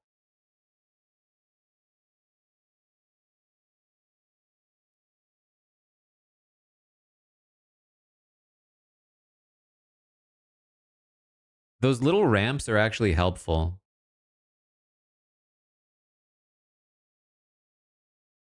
It allows you to go fast, and the ramps will slow you down.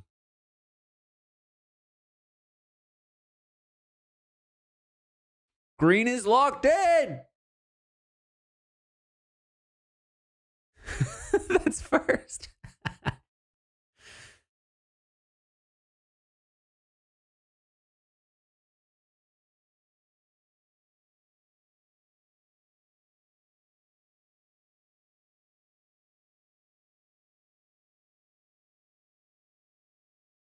David going for an edge makes sense. That's the way to do it.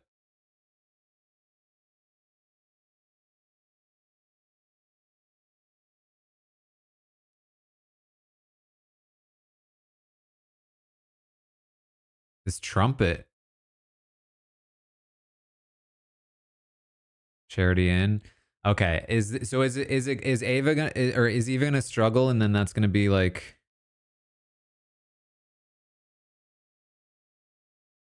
no, Mary, stop being so good. Oh no. Oh no, I wanted Mary to be good. Never mind. No, good Mary, go.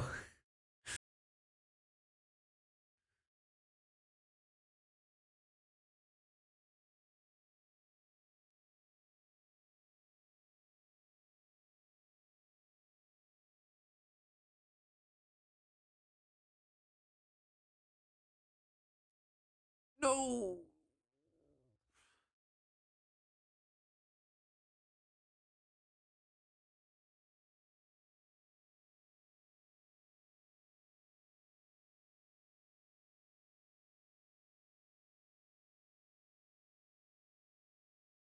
Oh, Chrissy's getting it.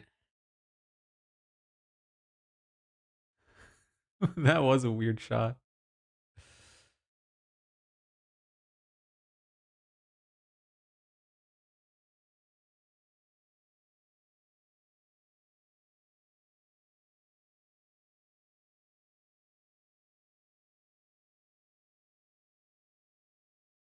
Oh, I'm already getting emotional seeing Joe on this, like cheering her on from the side.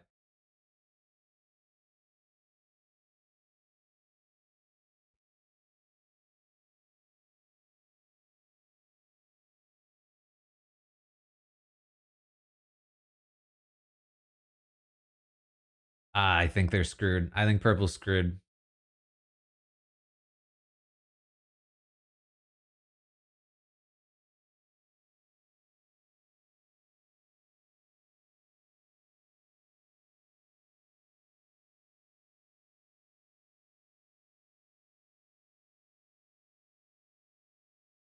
Dude, that would be tough. That would be tough in the game when you're like trying to hide the connection that you have, but then like wanting to be there for somebody that's struggling. It would just put such a big target on you if you went over there. But how do you stop yourself? You know?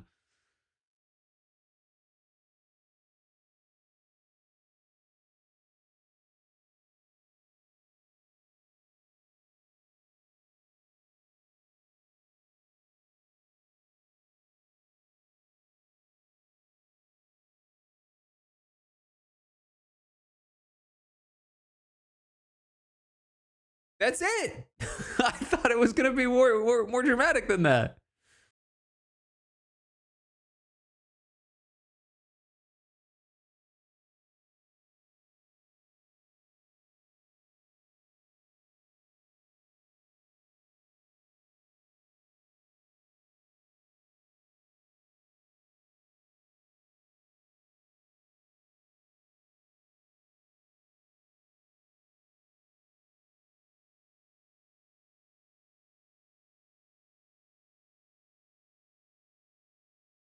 I feel like you can see everything going through Joe's mind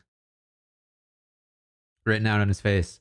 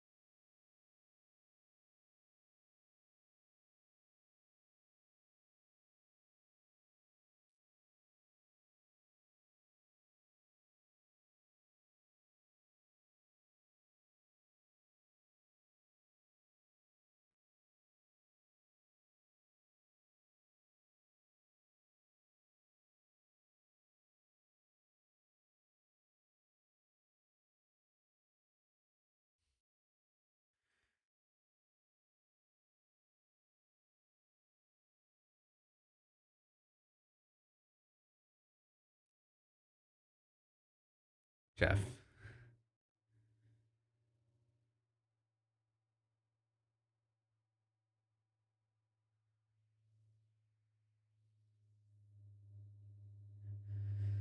Oh man, I saw what was happening and I just stepped in, you know? I told Joe go over there, you know what I mean?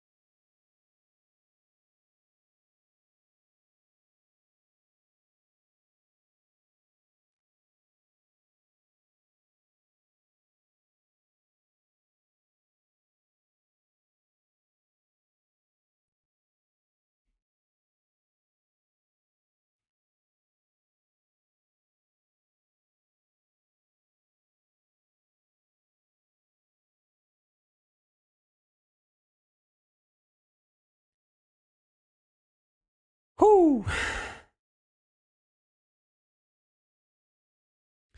Well, Orange did lose.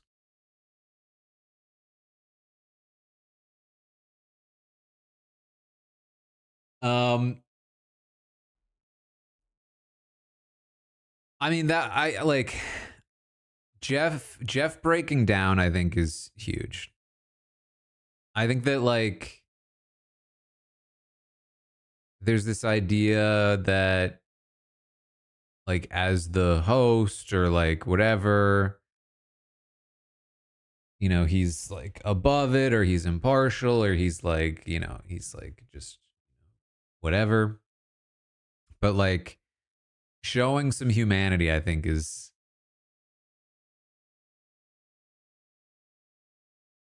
big.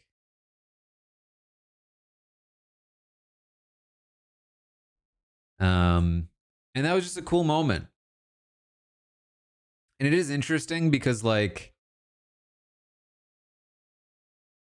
you know, you do think about like the strategic implications. But I think that almost makes it a cooler moment. Um because basically like a decision was made that like despite the strategic implications, this just matters more.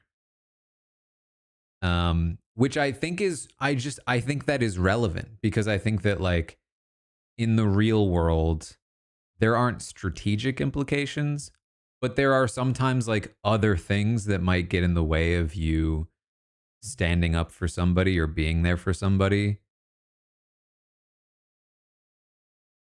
that like it's cool to see an example of somebody essentially being like whatever, you know, like this is just more important. Um is at the end of the day like these games are a reflection of us and the way our societies work. Um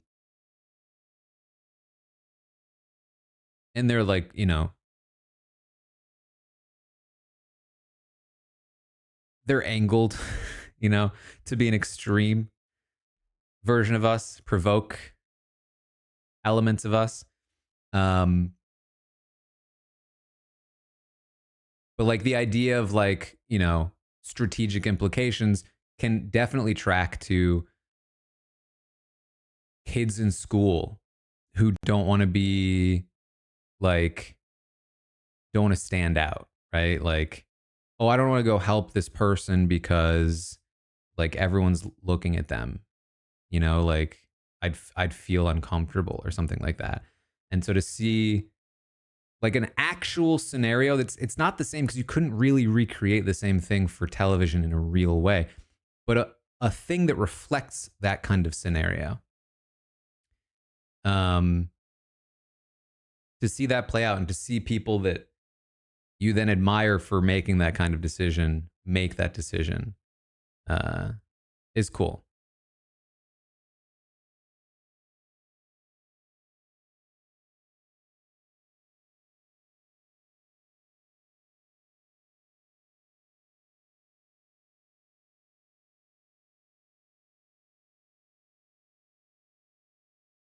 Okay, I still don't have a prediction.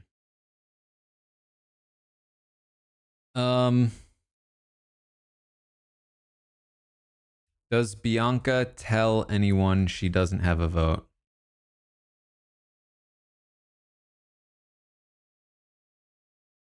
Yes, no. That's the prediction. And we're back.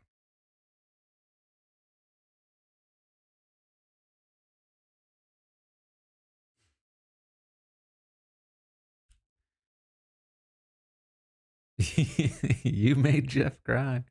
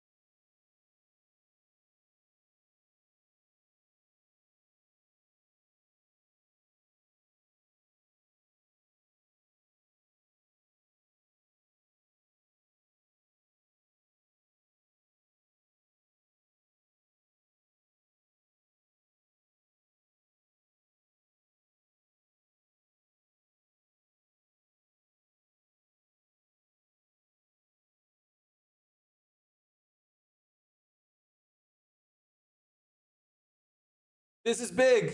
This is big for Star.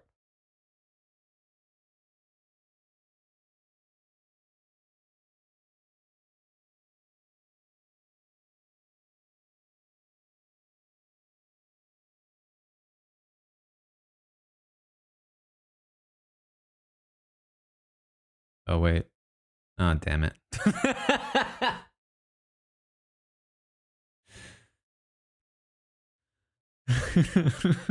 I feel like this happens every time I think it's big for one of my players.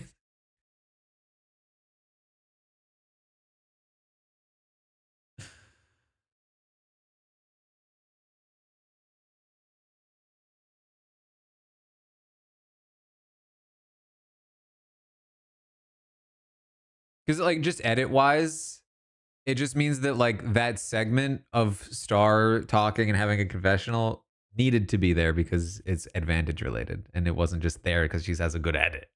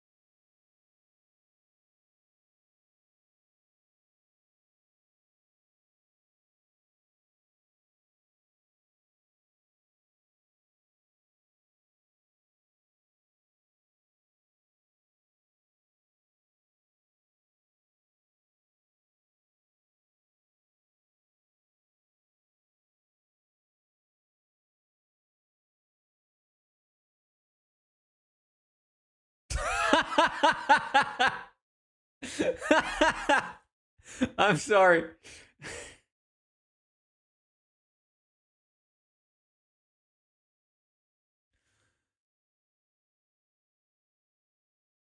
Star gives Eva the idol. Charity in the background goes, "That's crazy."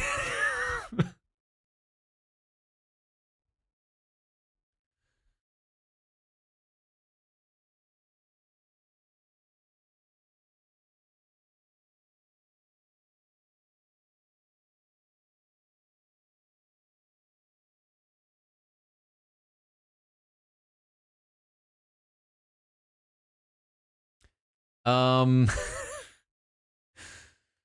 turns out we didn't get a segment.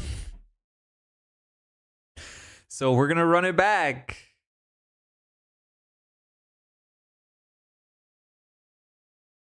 This time, does Bianca tell anyone she has no vote? Ryan, thank you for the 35th month.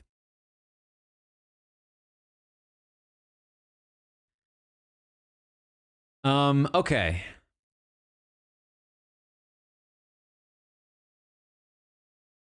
I will say,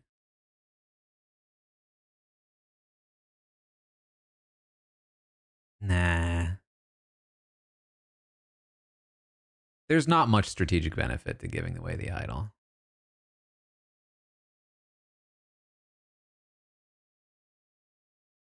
You have that idol, you're locked in. You're not leaving. You're not leaving in the pre-merge.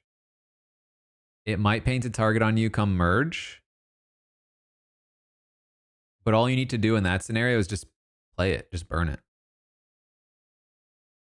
And then you're safe for a round.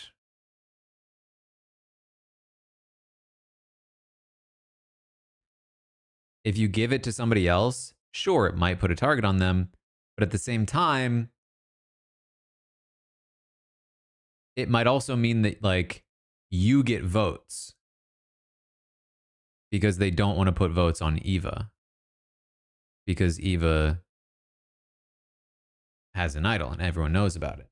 They don't want to put majority votes on Eva just in case she plays the idol.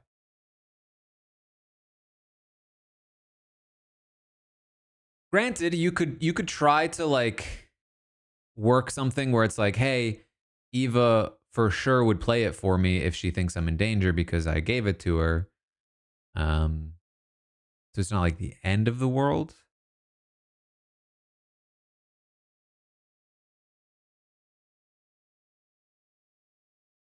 But generally, I would say like there's a better way to win over an ally, and it's not giving up your idol.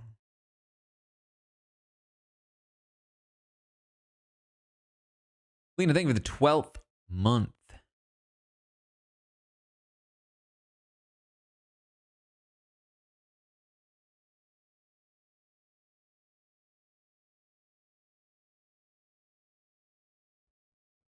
Cookie, thank you for the 31st. So do you think we've been through enough in this episode for it to have like this is what all the hype was about and it's now like not that weird from here, or do we still have more to go at this point? All right, here we go.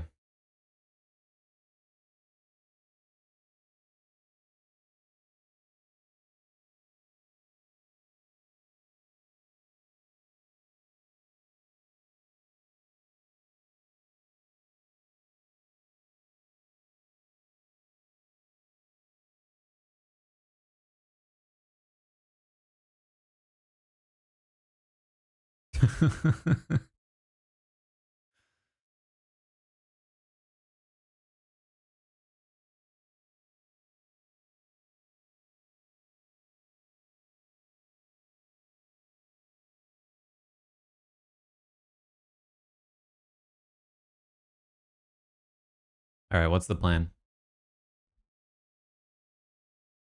She's being honest.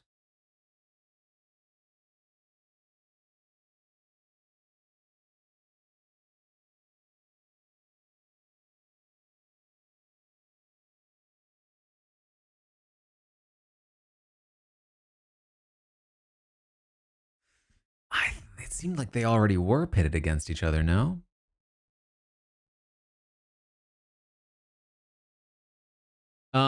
Oh, geez, another tiebreaker vote. Clarification.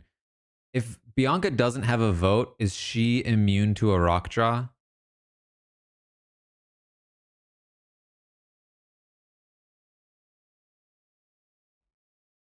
No.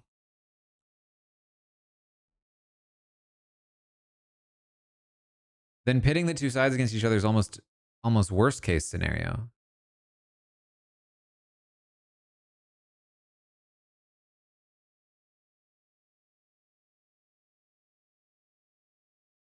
Not worst case scenario, obviously. Voting for her would be worst case scenario, probably.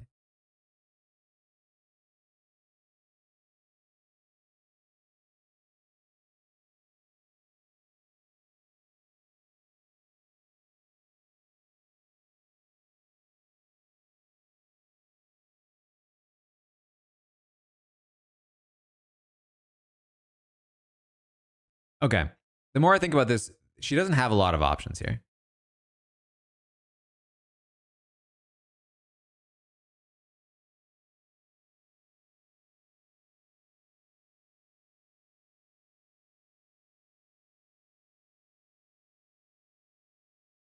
I mean, I do think pitting them against each other is risky because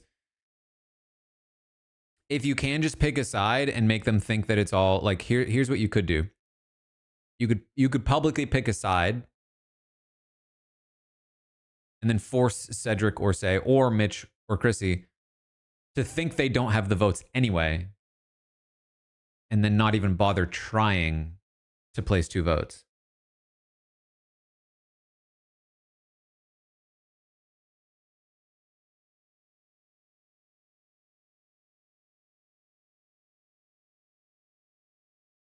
Chrissy, you haven't gone to tribal with Cedric. You don't know how he's like.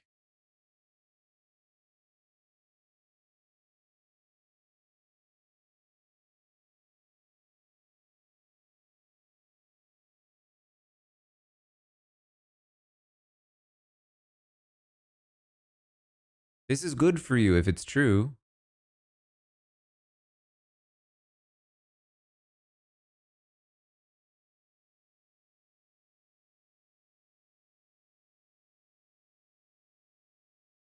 Yes. Yes. Okay, good. She recognizes that.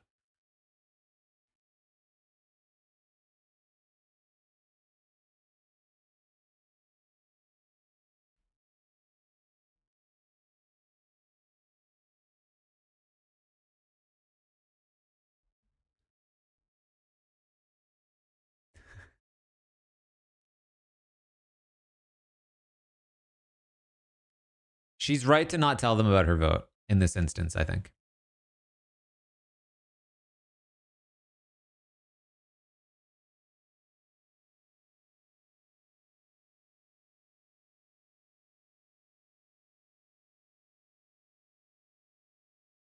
I mean, at the end of the day, even if it does come down to a tie,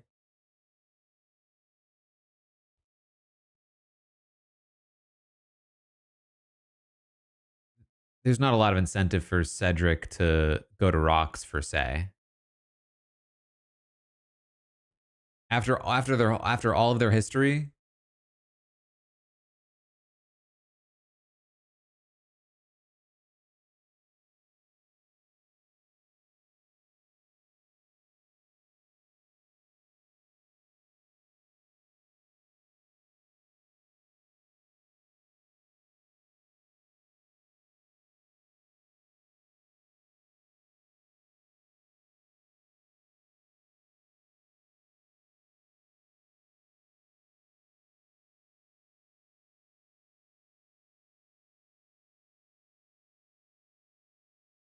tell Cedric. This makes sense. This makes sense.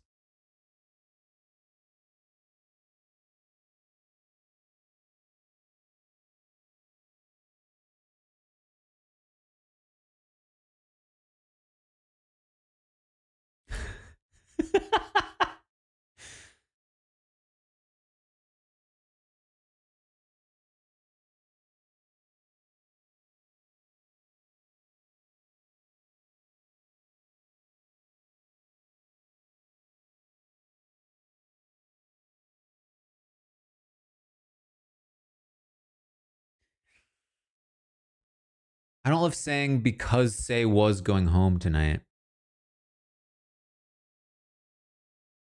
Trickster, thank you for the 7th in a row.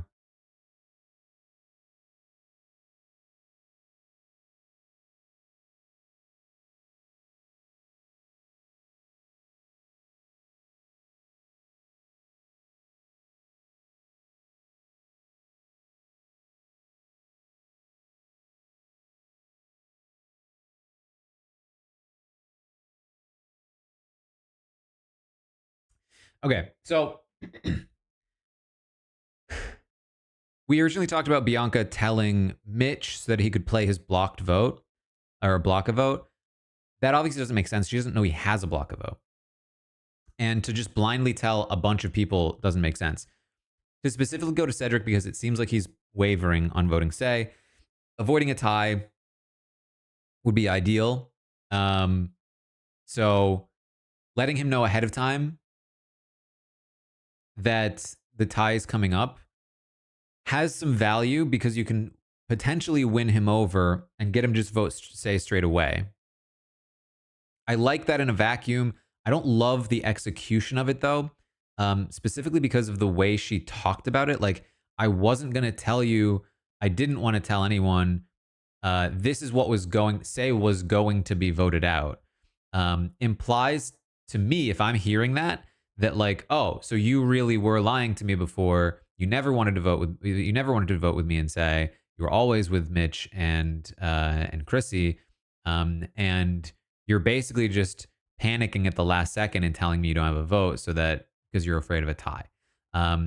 Now, even if I feel that way, there's not much you can do about it if you're Cedric, unless you're willing to go to rocks for Say, which maybe you are.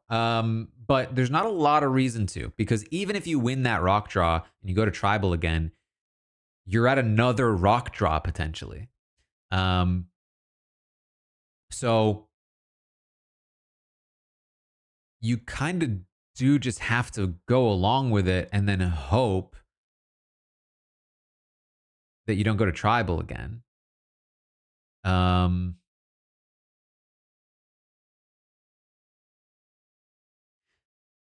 Or, you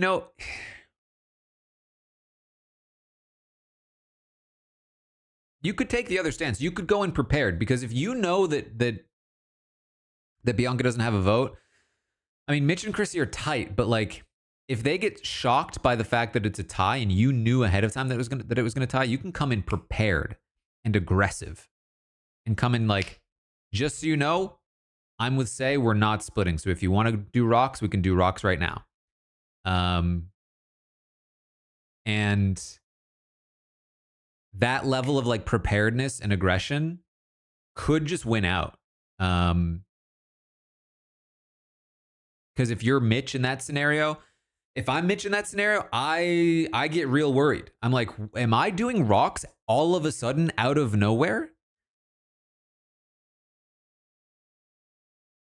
The issue with that strategy is that it only works with certain kinds of people. There are some people that would rise to that and just be like, no, screw you. We're going to rocks then. And you just have to read the person. And I think that Mitch would. The thing is, Mitch is very loyal, but he's also not like a burn the house down around him kind of guy. So anyway, Bianca did in fact tell anyone she had a vote. She had no vote. Big result, the yes betters. Next prediction.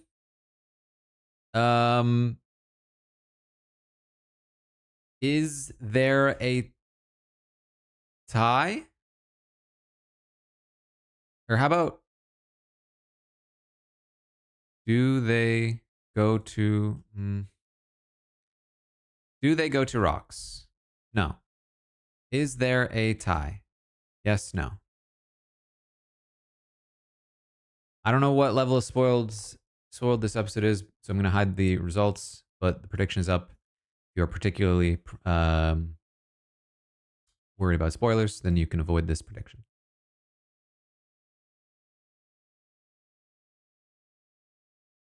All right, we're back. There's definitely a meta to this, which is that this is not like a super early tribal, which does imply that there's not a tie, but it could depend on how long the tribal is. It could be a quick tribal into a longer tiebreaker segment, but not looking super likely.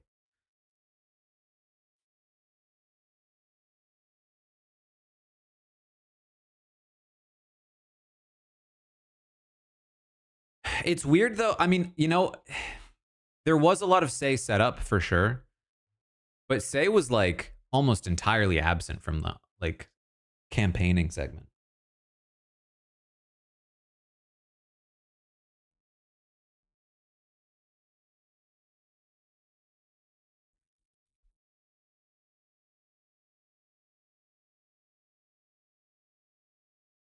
For as big a character as she is, you would have expected her to have a bigger boot episode. But I don't know how you get there without a tie that she stays.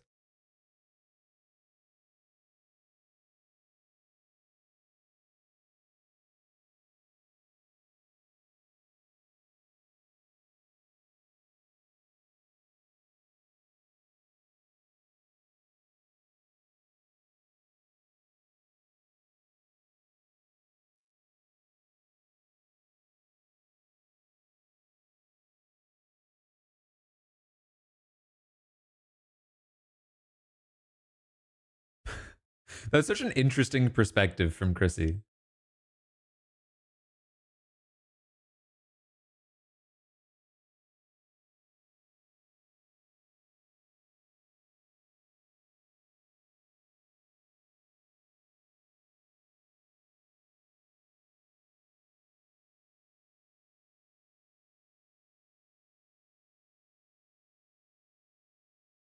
I I didn't even realize it. I just started scrolling my phone. Just like subconsciously, I stopped paying attention. I started scrolling my phone. Which is both a commentary on my own attention span, but also how boring tribal is.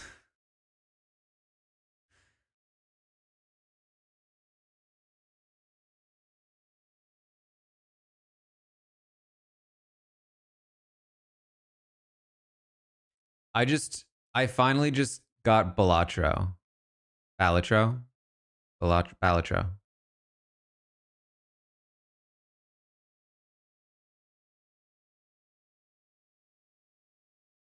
I was saving it for like a plane ride,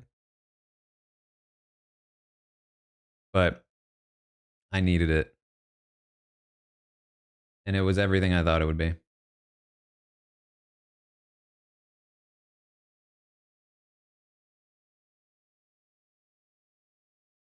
Super addicting. Little game.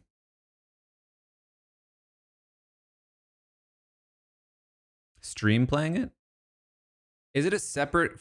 Can I play it on my phone and my PC with the same account?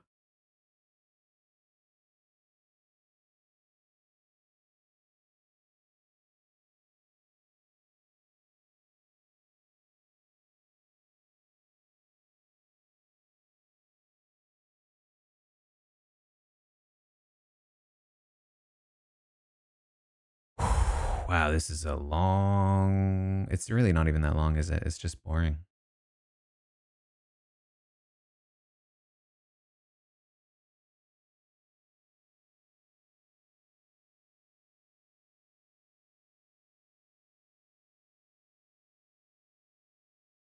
Something in my belly's rumbling.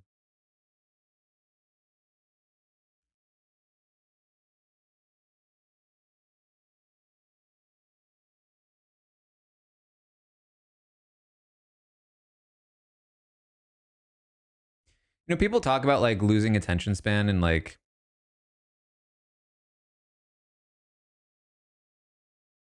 not being able to sit in silence, stuff like that. From my perspective, I always hated sitting in silence.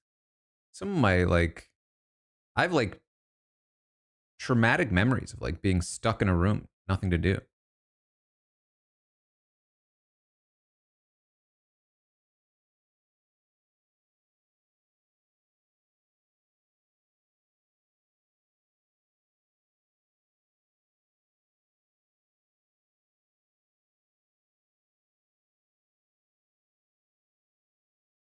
Favorite toys as a kid? Well, when I was stuck in a room one time, all I had was a few little action figures.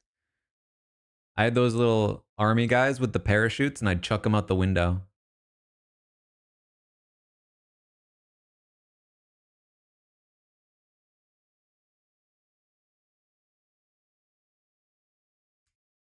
All right, here we go. Vote is happening.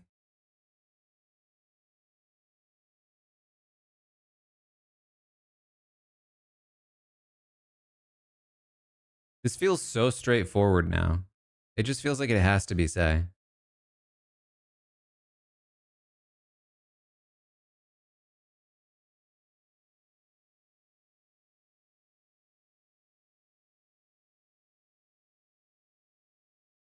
Of all the tribals for her to go out on too, like she was so entertaining. She was like the most entertaining tribal person, which is still not that like high praise, but like she definitely brought something to tribals at least.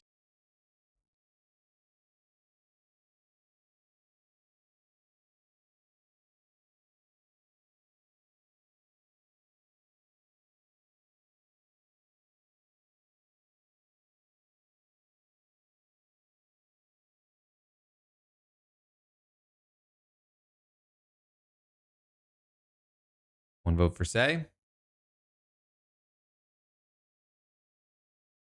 One vote for Chrissy. And Bianca. Oh, he threw the vote.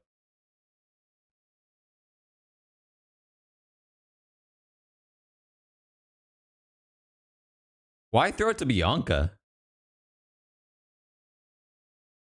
Whoa!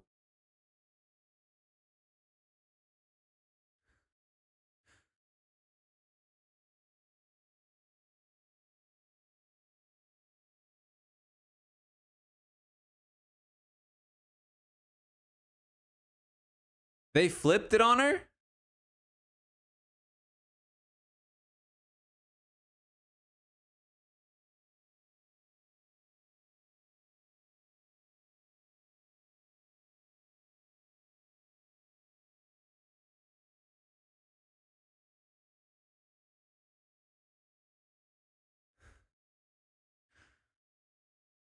They really hid that from us.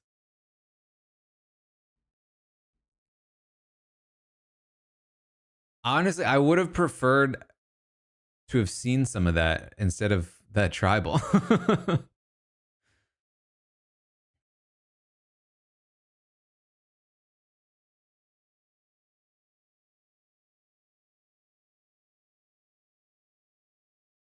I'm assuming what happened is that Cedric went back to Chrissy, told her about Bianca not having a vote, flipped Chrissy on Bianca.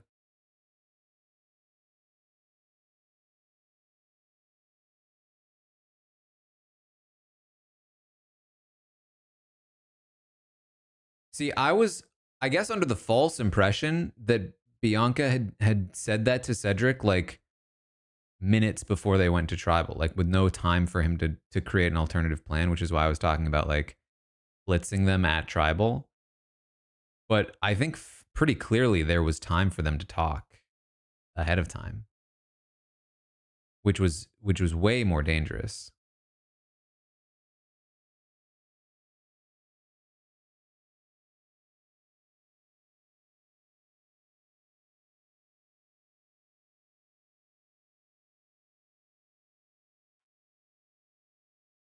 Man, I should have done who gets voted out. That would have been a better prediction. Damn.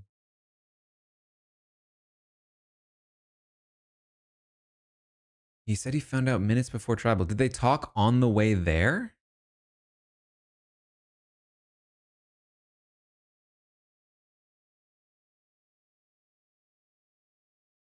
Shots, thank you for the 54th. Did they trick us into thinking they were ever going to vote for Say in the first place? Is that what happened? I'm trying to think about it now. Like, did they ever actually confirm that was the plan, or was that maybe not the plan ever?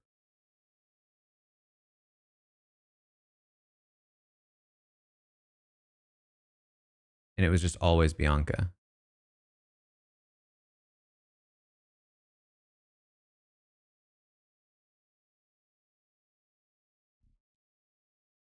But they were genuinely talking to Cedric about voting Say. I just feel like they like I feel like they just fully hid reality from us in this one.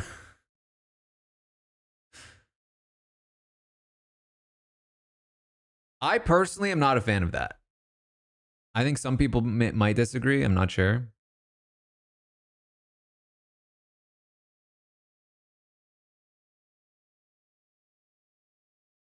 They could certainly help. Like if at the beginning of the next episode they do like, because okay, here's the thing. If you pull a stunt like this, from my perspective, you have to like the genius it and do a drop and flash back to why this happened. You can maybe do that at the start of the next episode. That's fine. All right, we're back. Merge.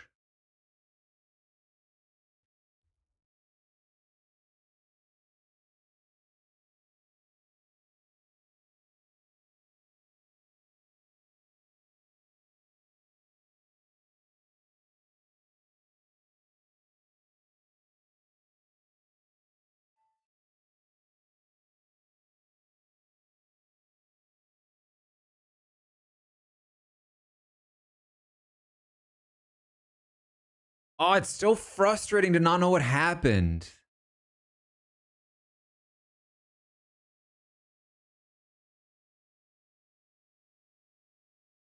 I mean, I think we can infer probably what happened, but it's just like it's just annoying. They'll probably mention it. She'll probably talk about it in the exit interview. She might have a better idea.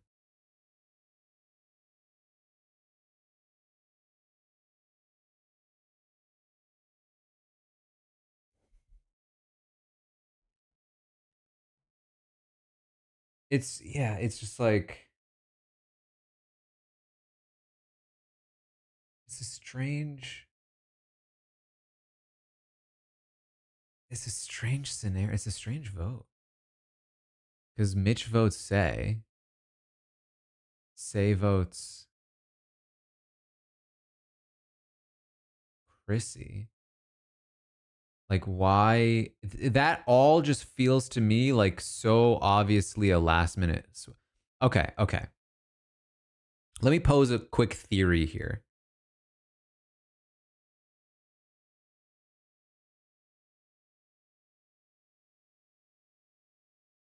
Bianca told Cedric last minute.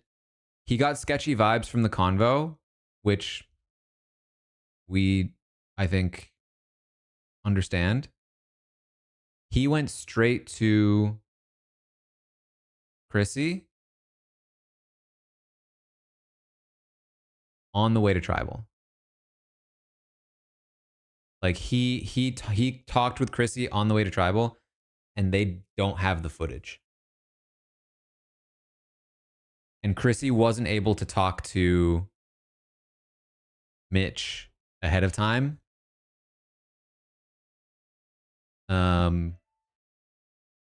And Cedric wasn't able to talk to Say ahead of time. But they knew that if they had those two votes, that it would work. And so they decided to just let it ride because they didn't have the footage anyway.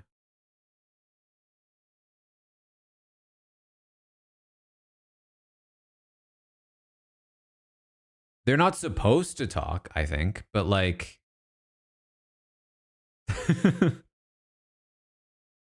it doesn't mean you can't necessarily.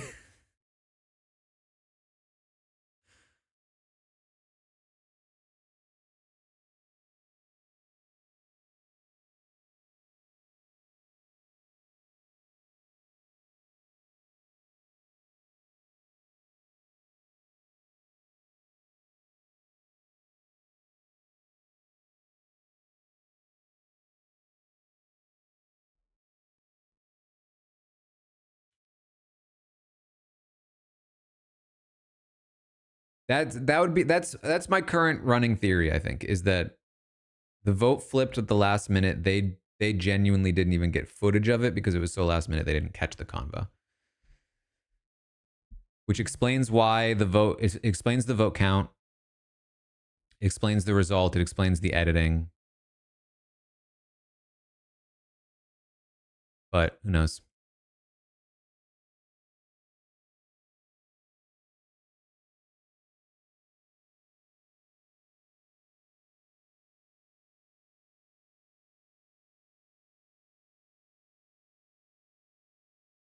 Yeah, I mean, The decision to tell or not tell, I think, was a tricky one. Obviously, when I was watching it, my instinct was not, well, we talked about like the varying degrees of information keeping the season, but like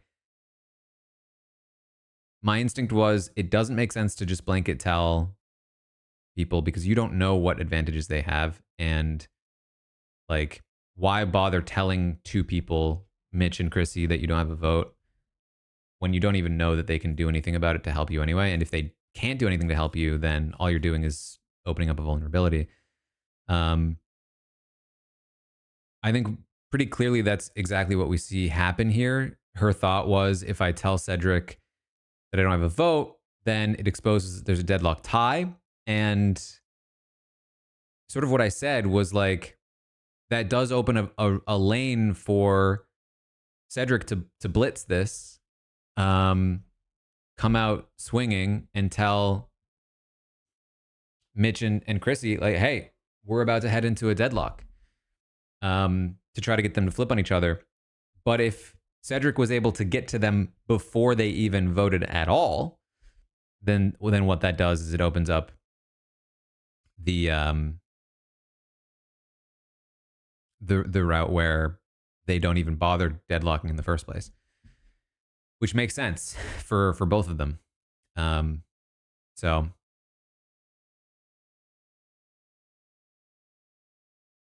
tough.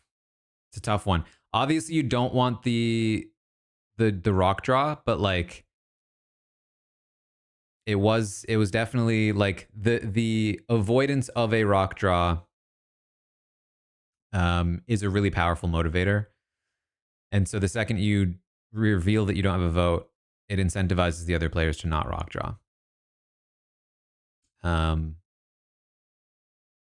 But like the perspective that we were shown from her was that, you know, that she had a great relationship with Chrissy and Mitch, and that they wouldn't want to vote her out if they could help it.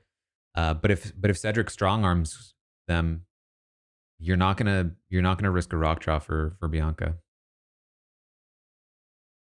Mitch and Chrissy could have avoided it by blocking a vote. Yes. The problem is, I don't think that it seems as though it's possible that Mitch didn't even know this was happening and couldn't have used it if he wanted to. The second thing is that blowing your block a vote on this just doesn't make a lot of sense. In a world where you're about to go to a merge, it's more valuable to have a block a vote. In a world where you survive to the next round by sacrificing Bianca and you go to another tribal in this tribe, it's still more valuable to have your block a vote. And block a vote isn't even that powerful, but like, you know, it's not like keeping Bianca around is super great for you. Bianca is tied to a bigger majority group.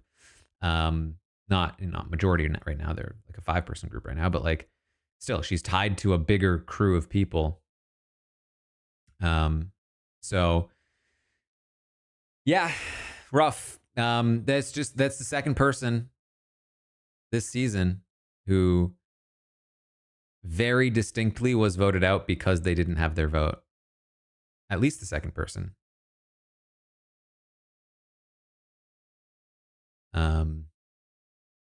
Just goes to show how dangerous it is to be in that position.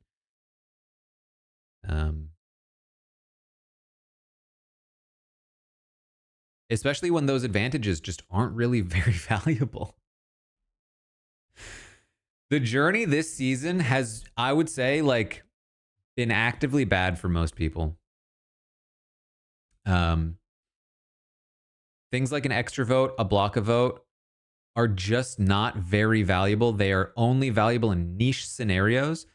Not having your vote can be devastating on a small tribe. So the risk to reward ratio is way off, and you don't even have a choice. You get chosen to go on a journey, and you get you are forced to play the game. So this could theoretically, I think, become part of Survivor meta, where like you could screw someone over by sending them to the journey.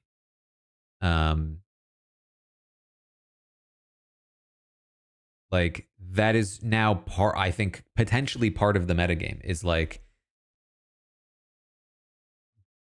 I would say that, like, because it's so powerful, I think you need to provide tribes more time to talk amongst themselves so that they can create relationships and alliances that would then influence who gets sent to the journey, because the journey is just too important to leave up to just like pure chance. Um, but that is a huge, I would say, benefit of sitting out in a challenge, is that it gives you an opportunity to talk to other tribe members, or other members of other tribes, um, to potentially have some amount of, you know, basic relationship with them, and then uh, potentially have an influence on whether or not you get sent to a journey. Which, I mean, it's just it's a tough thing to do. Anyway, that was Survivor episode 5. Heading into a merge next week, or at least a mergatory, probably. Honestly, it's wild to me that both Star and Charity are still there. We'll see if they remain there. Going into next week's episode, I could definitely see that happening. I am growing out the hair a bit. It is a bit of a mess at the moment. I'm starting. I'll tell you this. I'm starting to lose faith in growing out the hair. I'm not loving it.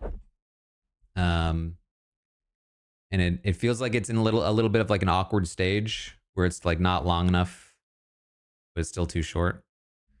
So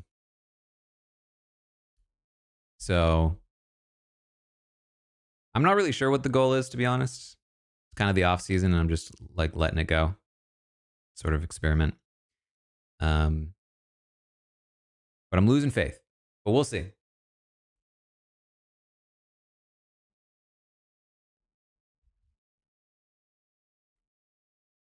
Man bun, who knows?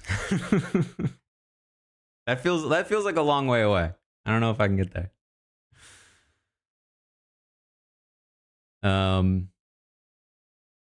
It's good to know, though, at least like I can just chop it off whenever I want. That's kind of that's what keeps me looking all right. I did, so I specifically went and found like somebody to cut it like at length, but it just kind of instantly stopped. Didn't look good again. I mean, I think it's I don't know. Some people like it. Some people in this chat like it. It's not my favorite, but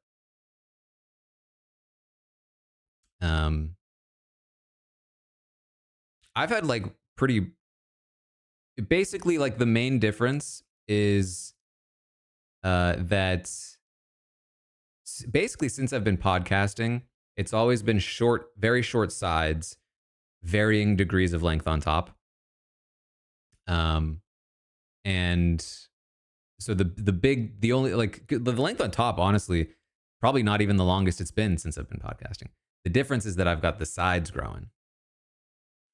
And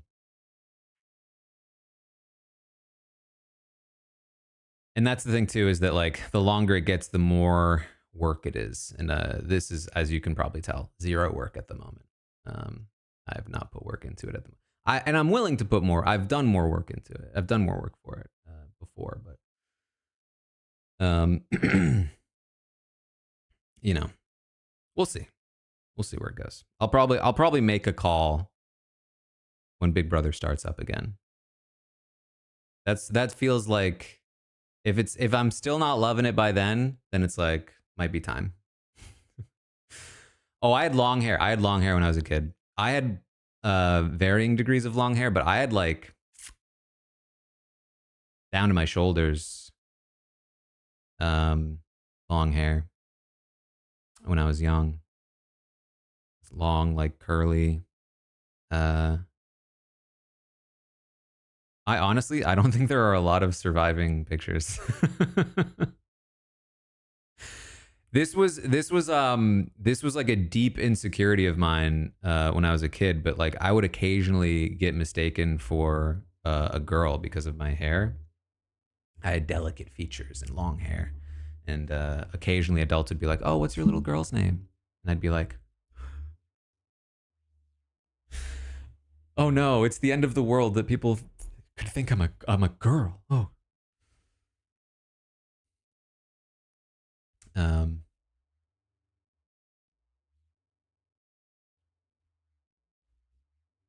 it's wild, like the kinds of things that like felt like life or death then, and now it's like, chill, dude. I think there are photos, but I think they're physical.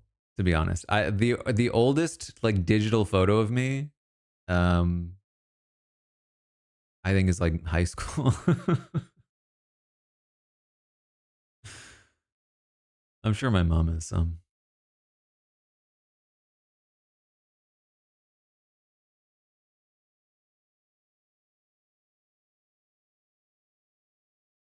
I do have I saw I don't think it was when I had the long hair. I think it was after I cut my hair. Um I did a we're really we're really going there. I did a brief modeling stint as a child. So I do have a couple of child modeling photos.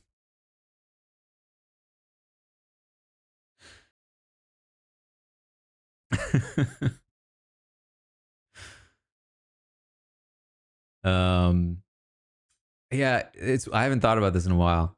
Uh I don't even know how it happened. I just remember like taking photos.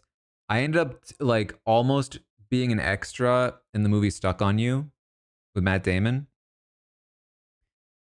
I went out to the set for a couple of days, and then they ended up filming other kids instead that were like related to the director or something. But I remember like being on set with a bunch of other kids, and then I met Matt Damon and Greg Kinnear.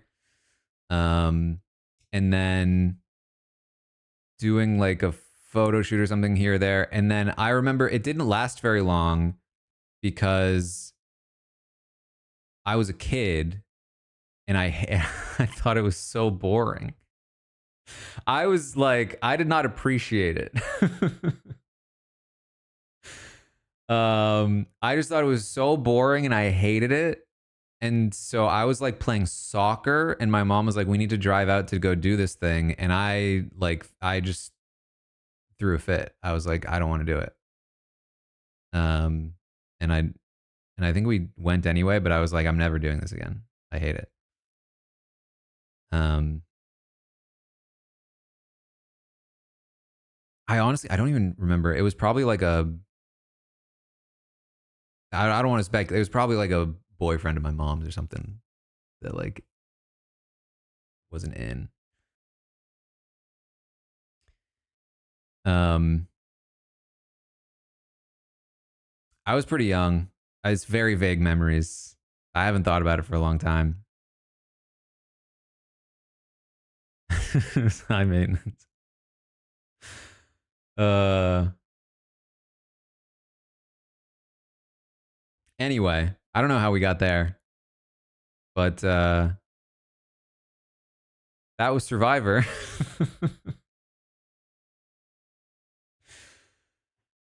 um, let's see. What else do we have today this week? Tomorrow, Big Brother 13 retrospective. So stay tuned for that. Then we've got jet lag coverage dropping as well. The Tastemakers just dropped a couple days ago. I thought it was very fun. Tastemakers. We had a little disagreement about the Severance finale, and talked about a lot of the upcoming stuff, and what's been dropping. And then more streaming this weekend. Wheel of Time coverage coming as well. Wheel of Time coming out tomorrow. Wheel of Time had a great episode 4. Excited to see what episode 5 has coming for us. So yeah, and if you missed it with Brittany for Big Brother 12, that was very fun. So yeah, I think that's about what we have. Thanks for hanging out. And I will see all of you. Oh, and if you missed it earlier, I was just talking about Deal or No Deal Island. So you can find that video on YouTube of the stream right before this. If you're watching on YouTube, talked about the Deal or No Deal finale and the season as a whole, really. All right, thanks for hanging out, and I will see all of you next time.